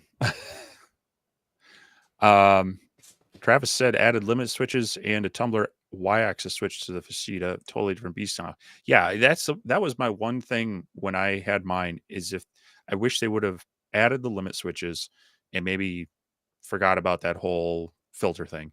I know they're add-on ones, and that makes it a really awesome machine. So that's great. And adding in the y-axis switch, if you do a lot of tumblers, having one of those works really nice. And the little extra width on that machine, I really appreciate it. So it's a really nice machine. If they would just polish it up a little bit, but aftermarket stuff is pretty easy to add to it. Okay, it looks like it's gonna need a bit of a firmware update. It's not sending the file properly. Ah, Which, no surprise. So we'll see. Let's see here. do I need to put my goggles on if you're going to do that? Oh, my bad. Hey, safety first, man. Safety first. No, Yeah, good. it's Good. it's Good to not see you're wanting to doing it. send the file at all. But like I said, I'm working on LaserBox basic firmware. But it does work with it though. Let me disconnect it and see if it'll let me Yeah, reconnect. I'm gonna if go it ahead connected try to and flash saw it, that's a good sign. Like I say, I'll have to. I do plan on hooking up my 20-watt here. Like I say, I'm just trying to shuffle some things down in the shop down here. I'm toying with making my basement shop my X tool shop because it's less dusty, so it'll be a good home for the P2. It'd be a good home for the screen printing setup. Yeah. The X2F1 can kind of float around wherever. But it'll allow me to set up the S1, the P2. I got the D1 that can go off, so I'm kind of playing with kind of setting those up down here to be running that. And then out in my other shop, I can have the custom enclosures for the other things. So you giggling at it. New firmware found 40.30.1.010.01 is recommended. My current version is 40.30.008.01 So there's been like 9 versions since they did it last. You have neglected it for a while, Well, I haven't used it much. It's been a backup only. And I don't like having to put that little switch either. So Mike's, yeah, we've been getting this question every few weeks, and we talked about it a little bit earlier this in the live. We've been contacted by Xtool, but we're kind of in a holding pattern for them, hoping to get our hands on them to before we really say good, bad, or otherwise as far as our personal experience on it. So hopefully more to come. Wish me luck. If I fry my 3-year-old freaking Xtool, I'm gonna be upset. Not that I use it for anything. It's missing an air assist cone anyway. It's on the longer B1. Yeah. I gave my buddy Tip. I gave him the 20-watt Pro to use. So I just kept this one because this was my very first laser I ever bought, and I had to sleep on the couch. I think for a whole week after I bought this machine. So me and it kind of go way back. Well, at least yours arrived in a small package. My first laser arrived via freight on a pallet crate that I had to like have them load onto my trailer so I could bring it around to my shop. There was no hiding. It's like, why is there a semi in front of our house? Yeah, my wife was like, "You spent $800 on a what?" Well, I had researched and debated and talked about it so much. I think my wife was just, would you just buy it and stop talking my ear off about it? So I know if I just talk about something long enough, I'll wear her down enough to where she just tells me to buy it. Mm. Yeah. Let's see. All right, hang on, stand by. Safety equipment. But I don't know if everybody caught. I did post a video on my customized apparel stuff this week, and did make delivery with the pork farmer just the other day, and he was very happy with the stuff. And those are some of those business to business leads I'm looking forward to expanding on. And um, everything went well. As a matter of fact, he said I didn't charge him enough, which is always a good sign with your customers when they're happy with your work and your price. So hopefully more to come on that. Between the screen printing, the leather engraving, and then the DTF transfers, it was a nice mixture of customization stuff. So, well, there's your answer, guys. it's pew pewing. It did require a bit of a firmware upgrade. Yeah, Norbert said getting laser and marriage advice from Steve. Yeah, just make sure your wife's as patient as his is. That'd be the only catch. I could see that being a bit of a hang up for some of us. Well, I mean, I'll preface that with hopefully you're taking good care of your family, so that just like and that's the thing is certain purchases I will hem and haw over way too much, and so I generally get the idea that if she says, "Would you just hurry up and buy it or stop talking about it?" then things are probably okay. That's my litmus tester if I'm going the right direction or not. Bob, for these I was using the leatherette with the adhesive backing, and then I used a Beaver hat press to apply them. And that's worked really well. And the thing with that is they wanted some black hats and then needed a nice contrast to that with the patches. So I did the gray, what was it? The gray with the black border, and no, it was the black patch with the silver border. Actually, I think is what we ended up going with. So the leatherette stuff works really well in that they have multiple colors, and using the heat press to attach them worked really well. It just activates that adhesive really well. I've used it on my own hats for a while. Like here's one of them with the blue and the silver, and it will pull off after a while if you really pull on it, but just normal wear and tear. I haven't had any problems with it. So I'm gonna, I'll wear out the hat long before that pulls off of there. All right, it needs a little TLC. I can tell you that now. It's got just a little bit of left-right shift on the on the X. So it's probably that loose screw that I saw. But yeah, I'm probably not going to spend a whole lot of time adjusting on it because, like I said, it's more or less a showpiece at this point. It's a 10-watt non-pro with no limit switches. I just made a little plaque for it and hung it up there. It's my first laser, data purchase, and all that good stuff. So Janet says, I just show my husband what I made with it and wait till he notices another machine. That's so my other hobby being model airplanes. About 10 years ago or so, I was really heavily into the hobby, also working the hobby. I was working for various companies doing product development and technical writing. And this is, of course, all on the side. I was doing some videos. I was a Midwest editor for a magazine. I was heavily into it. And so I constantly had new airplanes coming in and out, and I would literally have it parked right in the middle of the garage. And I'd be like, hey, did you notice the new airplane? She's like, what are you talking about? I don't know. And that was getting to the point where people would ask me, how many airplanes do you have? I'm like, I couldn't tell you because, they were just coming in and out from whether I was developing a product for someone, I was reviewing it for a magazine, or it's actually a project of my own. So yeah, sometimes just hiding it amongst the masses of stuff. No, Jason, it's on the gantry. It's not behind the keyboard, but there's no telling what all it needs. I mean, the belts are probably loose. It's seriously been hanging in my trailer now for almost 2 years. This is the first time this thing has made smoke, and well, I'll take that back. The very first event I did with my D1 Pro, that flame sensor kept giving me fits, and I had to throw it in the enclosure on my portable shack and run it. But Yeah, that other reminds. other than that moderate X shift Oh, it up looks top, fine. Looks fine. it works, but it does need some Yeah, adjustments. little mechanical adjustments on there.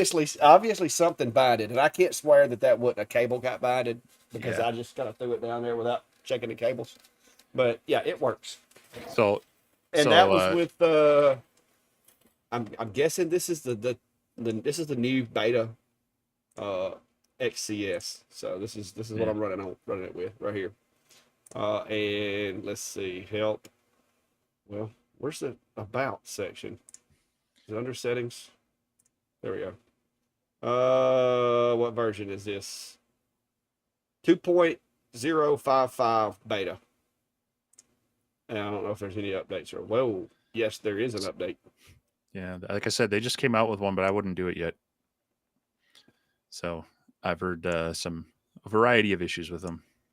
Yeah, Jason's comment, being in IT, it reminds me of the whole the handoff you would do when escalating or handing off a ticket, and you'd say, "Well, this person has a PEBCAC error." Do you know what that is?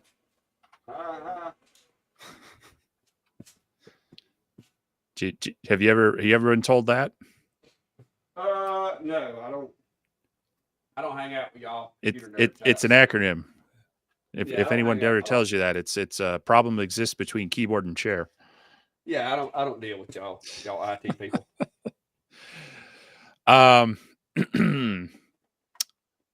Travis is asking, is it okay to hang the gantry laser engravers up on the wall when not in use? And both you and I have done that. I hope so. Yeah. There's a couple things you need to kind of keep in mind. You want to make sure that it's not, that when you hang it up there, that the gantry doesn't like slam down too fast or whatnot, and that it's not pinching on any cables or belts or rods. But I actually did a video where I made some French cleat holders, and as long as it's really just supporting on the frame, and I prefer to have my hooks or whatever out to the far sides where they're closer to the rails. So it doesn't really induce any bending or whatnot. Yeah, I've done that with a number of my lasers that I need to, pull one into the enclosure, swap one out, and haven't had any problem with that. But it does take a little bit of care in how and where you're hanging them and making sure it's not putting pressure on anything that could hang up or get bent. So. Well, that one's been hanging in here for several months. It had been hanging in my trailer for 2 years. And other than, like I said, some minor adjustments, which it needed anyway. Yeah.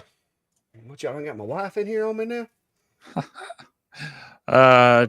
Charlie's commenting, first time viewer, just got a Falcon 2 laser, trying to learn Lightburn is a bit intimidating. Yeah, I think we hear that a lot, but there's a few things you can kind of break it down to make it a little bit easier.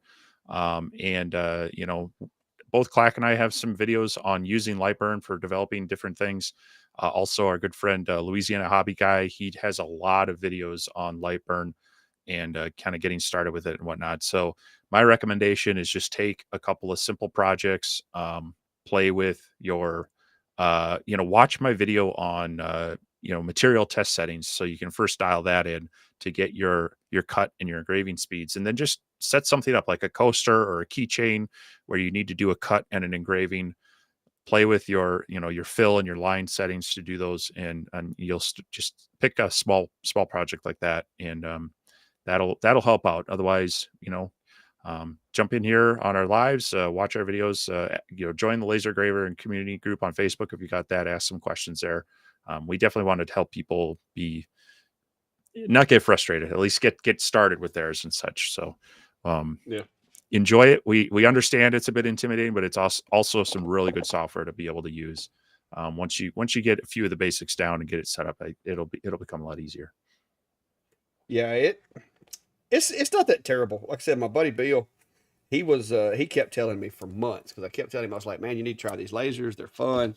I need some help on some of these jobs. I can send you some work once you get good at it and all this. And he's like, man, I've never really been one, to be really handy with computer programs and stuff. And so finally, he sat down one day and played with it. And I mean, within a week, he was making projects, like decent projects. So it's not that terrible.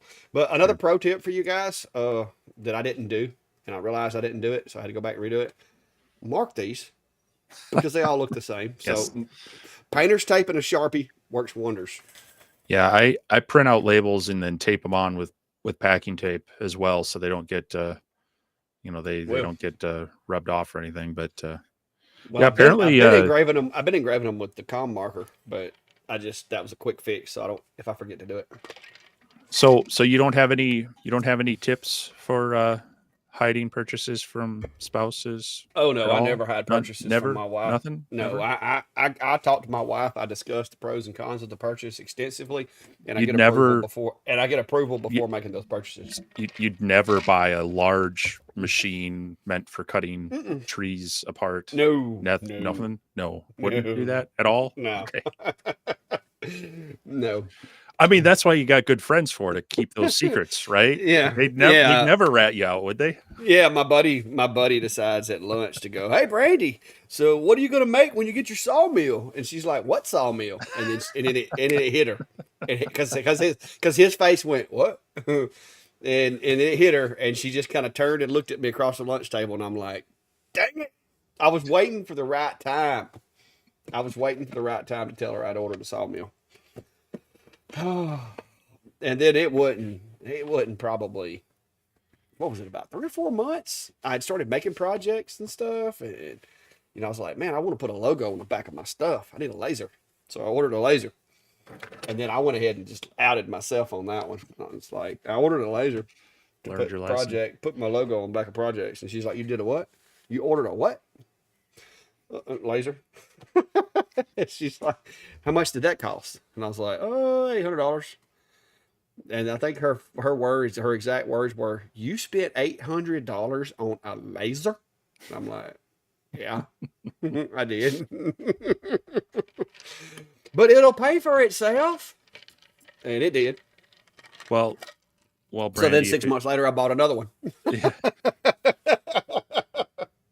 Brandy, if it makes you feel better, my first laser I spent closer to $3,000 on. So he was far more responsible than I was. Well, that depends on if you count the $5,000 I spent on a sawmill. I was trying to, But now it I was trying paid to for gloss itself over that too. part. Yeah, it paid for itself too after about a Yeah, year. yeah. So it Well, took me about a year to get my money back on that one, though. That was a big purchase. So moral of the story: hide stuff at Clack's house. ain't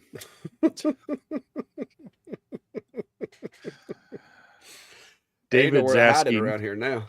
I mean, this guy's got an okay name, I guess, but David's asking. Yep. Lasers like the Lasermatic have a switch to go between 10 and 30 watts. Do you have to restart the laser after a switch? None of the ones I've seen. You can't do it on the fly, so it's got to be before you start the job. You got to set it to the power level. But and I think, didn't you say there was one? Was it the new ASMR that has electronically switched, or was that a pipe dream They're wish list? saying it does. So I haven't seen it, but the ASMR did tell me they were wanting to send me one of the new machine that they have coming out that is a dual IR, and it's a blue laser and IR in the same module, kind of like the F1 is, but yeah, it's a gantry style machine. So instead of having to take the module off and put the IR on there, you just simply change it in Lightburn. I'm guessing probably using a macro. Uh, I'm guessing, or maybe they've got it hooked up to M7 or well, M8. I'm not real sure how yeah, that works, yeah. but So supposedly you can actually set one layer to be blue, one layer to be IR, one layer to be blue, one layer to be IR. Supposedly, but I haven't got my hands on it yet. yeah. So like that, like the F1, when you run it in Lightburn, you actually set up a macro button to switch. You basically tell it go do IR for this job, and then it defaults Yeah. back. So yeah, I would imagine it's going to be similar to that. But with the hard switches, it's just before or after the job. You don't have to power off or restart the laser or software for it. So Yeah, I think all it does is really from what I can tell, it's just basically a switch that either powers half of the diodes or all of them, and it's just a hard kill. Uh, from what I can tell. Customs is asking when y'all embroidery machines coming. Phew, Brandy, Um, if when we retire, if or when I retire, and she decides she's got some free time, she can do embroidery. I'm good. I'm full up. yeah, that only so much space for toys, and if I was to really dive into custom apparel stuff and felt there was a market, sure, it might be something to look into. But this is still a side gig for me, so I can only do so much. But that yeah, Sam over at Sam Craft has been jumping into that. He posted another video on getting set up to push more of his embroidery business. So if it's definitely something for a small customization business to consider. It's always good to have more options, but those machines, it's kind of like jumping in on the F1 Ultra or the P2. You're starting to get into thousands of dollars just to get into an entry level thing. So it's a bit of a, you got a plan and ready to act on it. So Yeah, yeah. It's I don't know if that's a rabbit hole I want to try to go down because I've heard that embroidery software is kind of like CNCs. I mean, there's a lot goes into it as far as the thread count and the type stitch and all. That's not something I really see me getting into. Uh, the CNCs, the lasers, I enjoy it. I enjoy the woodworking. I enjoy building things. I don't know that I would enjoy embroidery as much. So, well, you and get the right besides that, I'm machines. out of It's just space. you get the right machines. You kind of just load them up and let them run.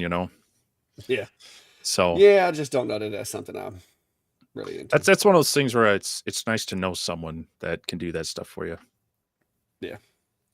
Is there a way to keep an out of stack X20 Pro from making grinding sounds when homing? Seems to happen because there's no limit switches on the Z X axis, maybe setting. The X20? Isn't the X20 and the X30 the same? Or no, that's a. Um, I mean, if there's no limit switch, uh, not sure how it's supposed to home because that doesn't have the. I'm surprised it doesn't have a limit switch. Well, it may be. It may be like the old longers. They don't have limit Yes, I mean, switches either, but well, they'll some of actually them will do home. it off of the voltage resistance on the. So like my Onefinity doesn't actually have limit switches either. It does it off the stall homing Oh, voltage. look. I go to what is up with this is just disgraceful. I'm trying to look up a machine and they keep putting this big Sasquatch dude down here. I mean, Yeah. I'm trying to look for data on this machine. I don't need to be seeing this Vintage Workshop dude. What can I say? When they want some good information out there, I guess. Detailed diagram? No, that's Uh, not a detail. I'm pretty sure that's supposed to have a limit switch on it. I'm thinking it does too. It looks just like the A30. Yeah. Trying to find a photo.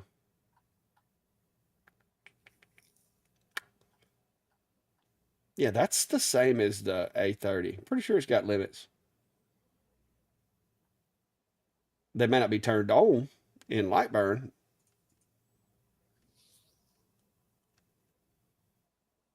Uh, hmm. Yeah, I'm not seeing anything that says it doesn't have them. Unless it's an older one. Maybe we're looking at the new one and it's an older one. But yeah, there are settings that you can have that if it has home switch. Yeah, Brad's saying he's got the A20 and it does have them. If it's grinding when it's homing, only happens when homing 2.5 years old. You can slow the homing speed down inside the controller settings if you need to, but I would just look and make sure it doesn't have a limit switch. Then maybe the limit switch is broke.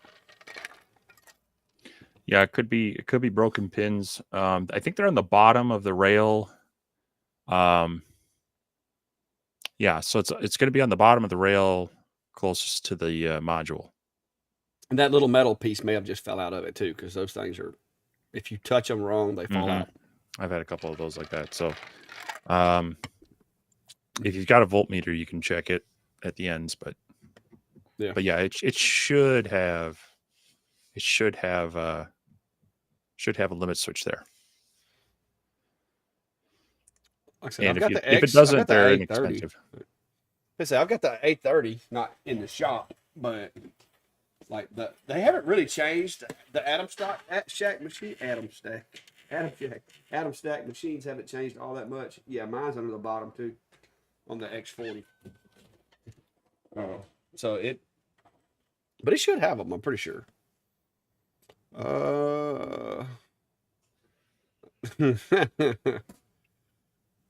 Looking at CNC routers to go with a laser. What do you think? Get a laser.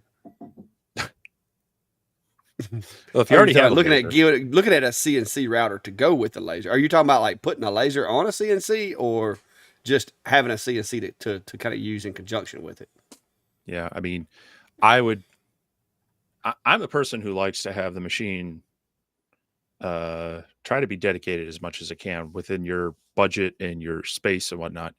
The jack of all trade machines are usually just that. They can do everything okay, but usually they do one thing really well and then other things okay. But yeah, there's definitely some decent machines out there to look at, depending on your space. Saint Smart's got a couple of decent. If you only have benchtop space, the 4040 is decent for smaller carvings, but the 6050 still fits well on a workbench, and it's about a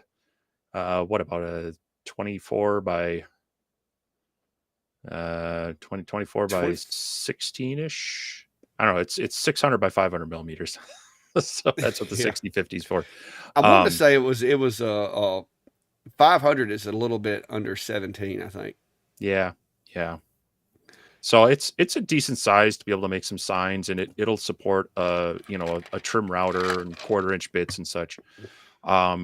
Outside of that, you start getting into the larger machines like Clack's got his Shapeoko, and I've got my Onefinity, and you're committing a pretty big space to it for those size, but they definitely have more options and such. CNC routers, there's a lot of crossover between lasers and CNC routers, but there are definitely things that each one does better. You can do pocketing if you want to do epoxy inlays. You want to cut through thicker materials if you want a nice straight parallel cut or perpendicular cut to your work, to your material. A CNC router is going to be able to cut through more faster, but it's not going to necessarily be as detailed as quickly as a laser will. So, recognize that piece of wood? It looks like you burnished it quite well.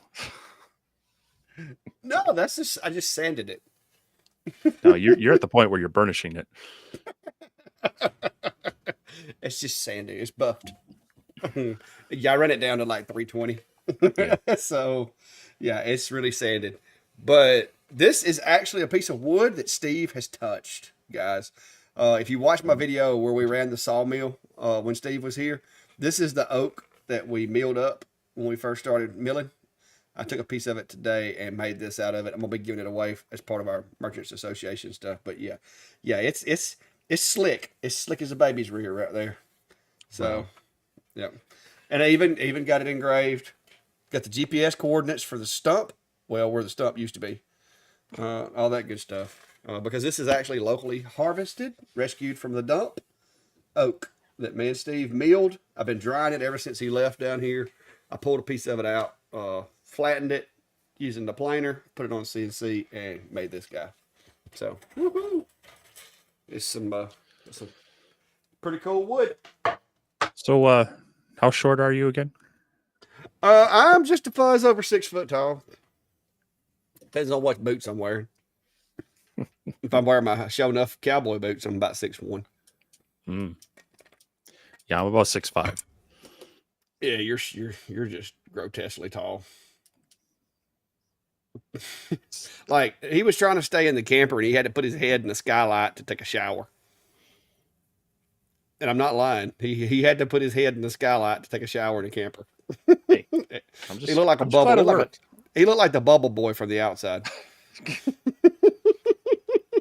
You could see his head sticking up over Hey. the roof of the camper while he was showering. You told me I had some privacy there, man. But yeah. Height is all relative, so I get to call you short. Okay. Oh, David's asking if either of Oh, you go ahead. tried to use a laser and a CNC on the same project, and Oh, yeah, I have. yeah, just Generally, like that one right there. yeah, things like that. So yeah, generally it'll be something where I'm doing like a customization engrave after cutting it out. Actually, I have a couple things I was doing some while I was cleaning up and moving things around in my shop. I was kind of brainstorming some ideas, and so actually, do I have it here? Well, you remember that flag? I CNC'd it, and I went back and engraved the bottom of the CNC work and browned it on a piece of oak. So But yeah, so this is a CNC dish made out of Mm. cherry, but then on top it has an off-center, slightly off-center engraving there. So that's kind of an example where the laser will finish that off, but this is done on a CNC to cut out the actual dish part. And I thought I had it here, maybe not. There was another project I was planning on doing. I was going to do a couple of these kind of to give some ideas around kind of starter CNC projects, but also how you can incorporate a laser into it as well. But I also have a gaming dice box where it holds there's like the variety of like the D20 down to the normal 6-sided die. I designed that for a couple people years ago. I thought I'd revive that one as an option. So both of those are things where you would generally start on a CNC and then flip it over to the laser to customize it. yeah, I just did one the other day. It was actually I cut the shape out with the CNC and then engraved and did a bunch of cutouts with layers and stuff on the lasers. I thought I had a picture of it still. I put it somewhere. I don't remember where I put it. Yeah, I thought I had mine down here, but not seeing it. Oh, I know where I put it. It's on my website.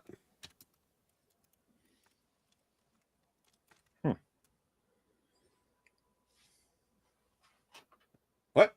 Oh, I put www. They say, what in the world's happened to my website? Too many W's. Let's see. There it is. Let me get this up here where y'all can see it. Right here. So, go back. That is actually a piece of plywood that I CNC'd. I even put the lines in it to make it look like a wood wall. And then this is 1/4-inch plywood material that I painted, and I did it's total of two layers of Luan. You've got the outer ring, and believe it or not, I cut this in 2 pieces. If you look really, really close right there, you can see where they go together. But I did a pretty good job of gluing it up, so you couldn't see them that well. But that's one layer. The green is the second layer, and of course the names are the other layer. But that is a CNC and laser project. This one was done. This I cut out with the CNC and engraved with the laser. And this one I cut out with CNC, engraved with a CNC. And then that one I cut out with a CNC and engraved with the CNC as well. So what it boils down to is I cut those 3 out. And when I was getting the order ready, I was running those on the CNC, and I was like, you know what, I'm ripping this one out on the laser. So that's 2 projects. And then here's one that me and Steve did while he was down here. That's CNC, but there is a graphic on the back of it that's lasered under the bottom of it as well. Because that's the first project me and Steve ever worked together on. Like both of us like had input and put it together and all. So yeah, do it quite often actually. So All right, there you go. I found it. What'd you find? Here's the This is a little dice box, so laser engraved little dragon on there. Is it a dice box? Because it looks like it holds something else. Okay, it is a dice box. So yeah, yes, it's a dice box. So yeah, it holds the variety of dies in there. Just got some magnets and some pockets there that hold it together nicely. You know, not going to come apart. And so yeah, once again, this is you set the file up to where this gets cut out one piece here. So these would be laying flat on the CNC. It mills out all the pockets and the magnet holes, and then yeah, you can engrave the top and the bottom. So that's something I'm going to revive this, and I'll get some stuff out there on that. So yeah, it's a lot of times in those scenarios the laser is going to be used to just add the engraving. Yeah, there's to another one. There's another one. There you go. So yeah, lots of them. I do the old 1-2 on a bunch of stuff. Oh man, I got a lot of pictures on this thing. David's asking, should VCarve and Lightburn be the same if you start from a common point? So even if you have a module on a CNC router that you can switch between, you're going to need at least an offset to be able to share your home point, because they're not going to, your 0 point for your router is not going to be the same as your laser. It's going to be off to the side or something. And typically a lot of those you might not have the module on the CNC router full time. So a lot of times what you'll do is be able to reference something. Whether it's like this, it would just be the center of the box. I'd probably set my origin, or you could create a jig since this is a simple square shape. But a lot of times when I'm customizing an object that I'm not cutting out, I will actually use a center point, to get it centered there. But yeah, it generally you're not going to be able to match them up, a home point to home point. So. No, David Allen. We were actually fit checking. He stepped in there. He was fully clothed, and he stepped in there just to make sure he was able to use it, because I told him, if you can't fit your big Sasquatch self in there, you can come in the house and use the shower in the house. But he's like, oh, I think I can fit. And he stepped into the shower, but literally his head was like this into the little, what you call it? The little, like, it has like a dome, like a little bubble. Most RV or motorhome or travel trailer showers have just that little skylight kind of dome in them, because the floor of the showers in those things end up being elevated anyway. So they try to accommodate, normal sized people with a little dome. But no, I was he was trying it out to see if he needed to come in the house and use the shower. So he got in there and he's like, I think this will work. And he's like, kind of simulating what it would be like. But he was fully dressed at the time. Yeah. Now I wish I'd have took a picture, because he did fill the shower up. Yeah. Well, none of them are. I mean, if you get into the larger motorhomes and like the fifth wheel campers, you start getting kind of more normal sized outfits. But yeah, those smaller travel trailers tend to be pretty compact and everything. Yeah. Michael said he went ahead and pre-ordered the Arlo laser. Algo. Okay, yeah, to use as a backup. Any ideas they actually start filling orders? I do not know. They had the launch the other night, and like I said, it's not a bad machine. And even the folks from Algo Laser actually commented on my short that I did where I chopped the cover off of it. Yeah, how they yeah.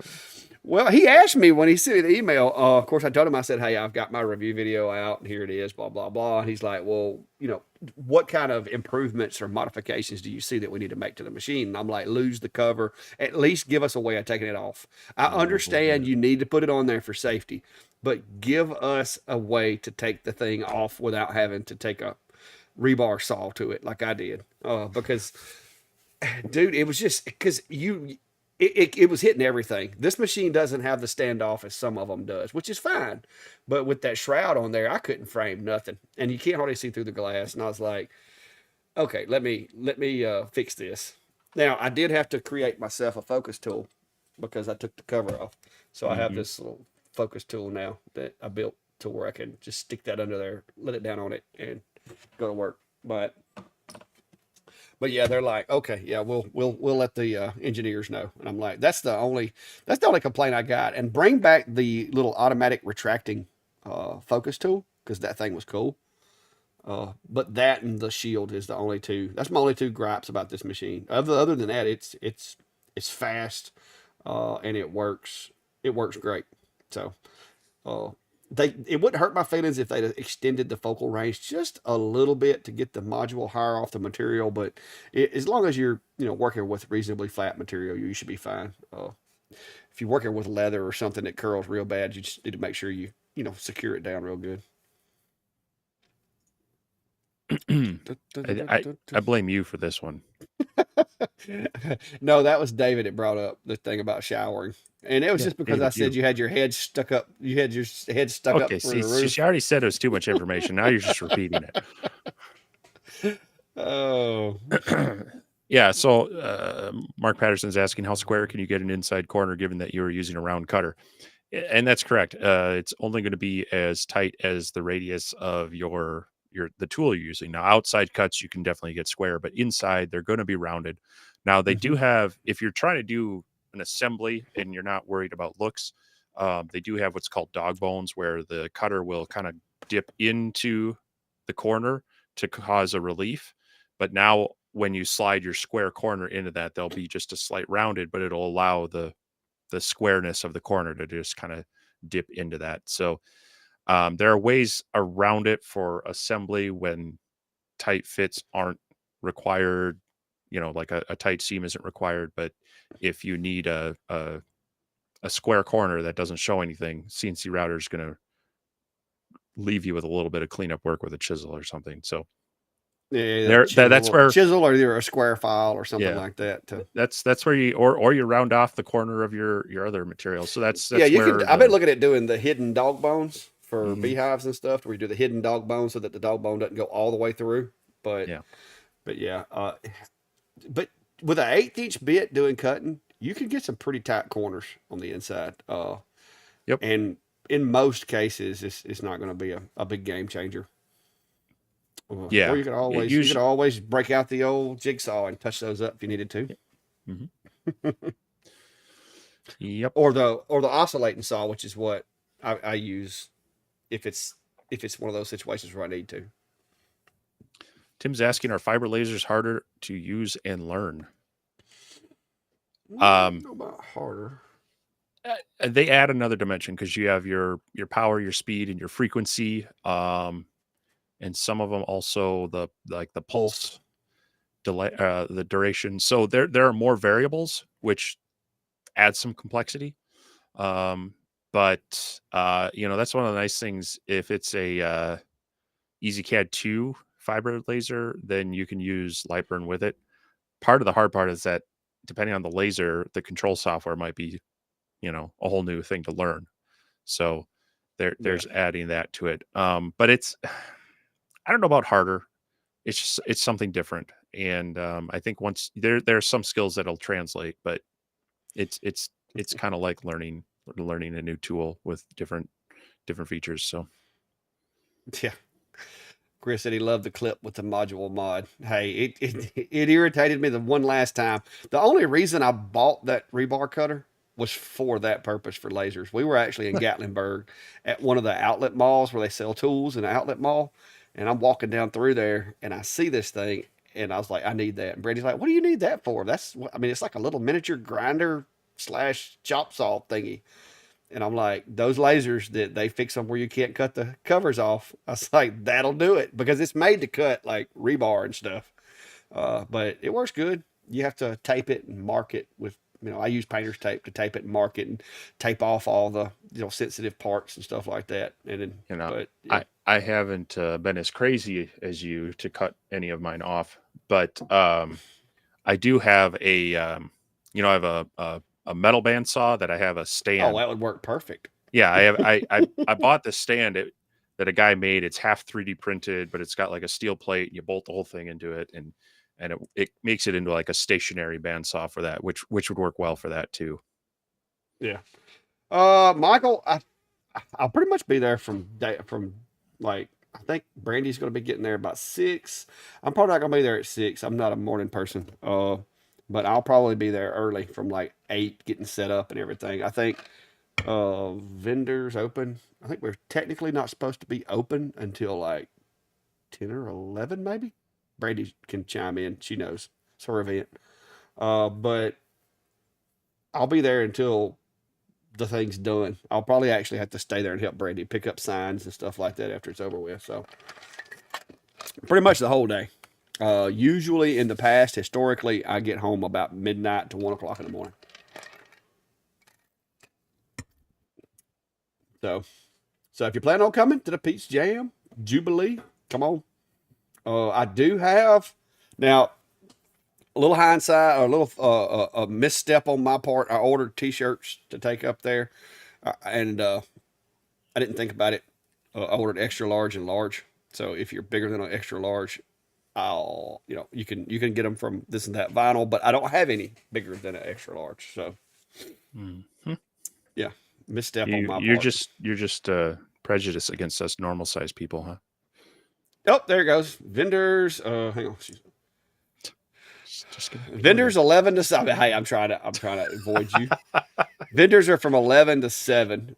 Music starts at 6 to 10 p.m. The last singer up there is going to be Chris Jansen. There's going to be a couple of others. I don't know who they are. But if you'll go to if you'll just search for Peach Jam Jubilee, I think it's peachjamjubilee.com. I think is their website, maybe. And it should be in some of my recent videos that I dropped, but there'll be more information there. It's a free event. Doesn't cost anything to get in. There's no tickets. There's no, other than stuff that you buy from the vendors while you're there, it doesn't cost anything. Parking's free. I mean, the whole thing's free. So, yeah. You know, All right. an XLT would work as well.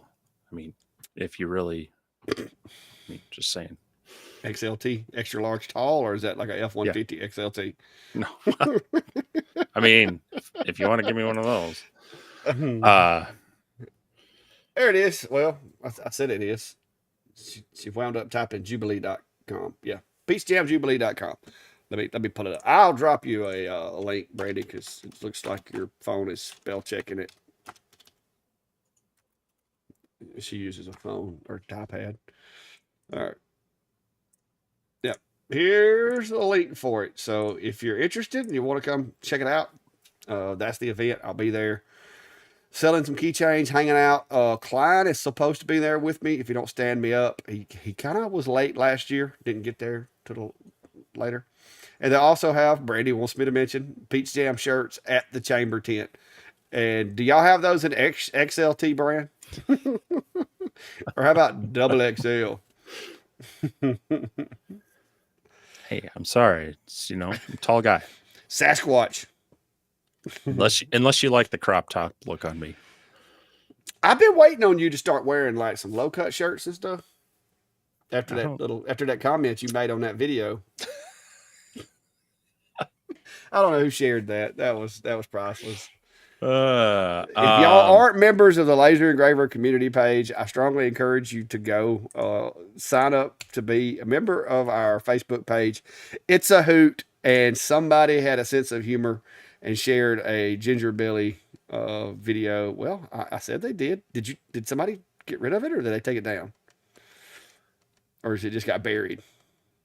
It may have got buried. No, it got buried. But yeah, one of you guys shared a Ginger Billy post that owned us, and I don't want to screen share it because they liable to copyright strike me or something. But if you're a member of the Laser Engraving community page on Facebook, go check that post out. Who shared it? Let me look at the name of the person that shared it. Brian Woodward shared it a day ago, and it's a Ginger Billy video that is hilarious. And Steve was trying to tell me I needed to do that in my next review video, which is not going to happen, Steve. Missed opportunity, man. If you'll do it, at first I'll do it. How about that? I don't have the Southern accent.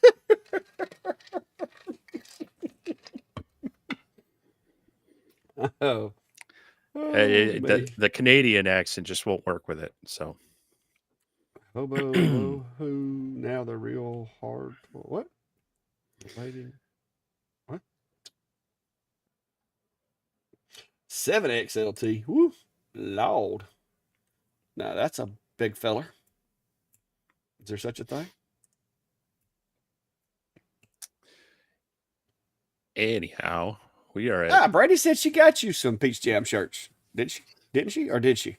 yeah, she sent some home with me. Oh, okay. That's what I say. Oh, But you it's didn't get a not Clack Shack. like- You didn't get a Clack yeah. Shack shirt. My bad. Yeah. I didn't have them then. All I had was the ones that I wear. Mhm. I went and ordered some extra ones for the jam, Nope. just in case some Mhm. folks. Because I figure if folks show up that from especially out of state. Now, if you're from Clinton and you saw one of my videos, okay. But if you come in from out of state or from further off, Yeah, I mean, figure like from it's worth a Minnesota, shirt. planning Yeah, it for I a didn't few have 'em months, then, knowing I was Steve. going to be there. I'm just saying. I am going to have you a couple of triple XL T Hey now. Z's sent Hey up there now. to you. It's gonna look like a skirt. But anyway, it's been 2 hours and 11 minutes since we started this, guys. We've gone a little It's long, yes. It's been fun. Hobo got my tracking info too. What? Yeah, they're talking about the XWs shipping this week for the Lasermatics. So people Yeah, I have hadn't ordered heard them. it. They start seeing them. Yeah, I said I hadn't heard anything about it, but from what I can tell, it's going to be the same machine with a little wider. So, yeah, I don't know. What are you laughing at now? All right. Just because one person says it's a bad idea doesn't mean it's a bad idea.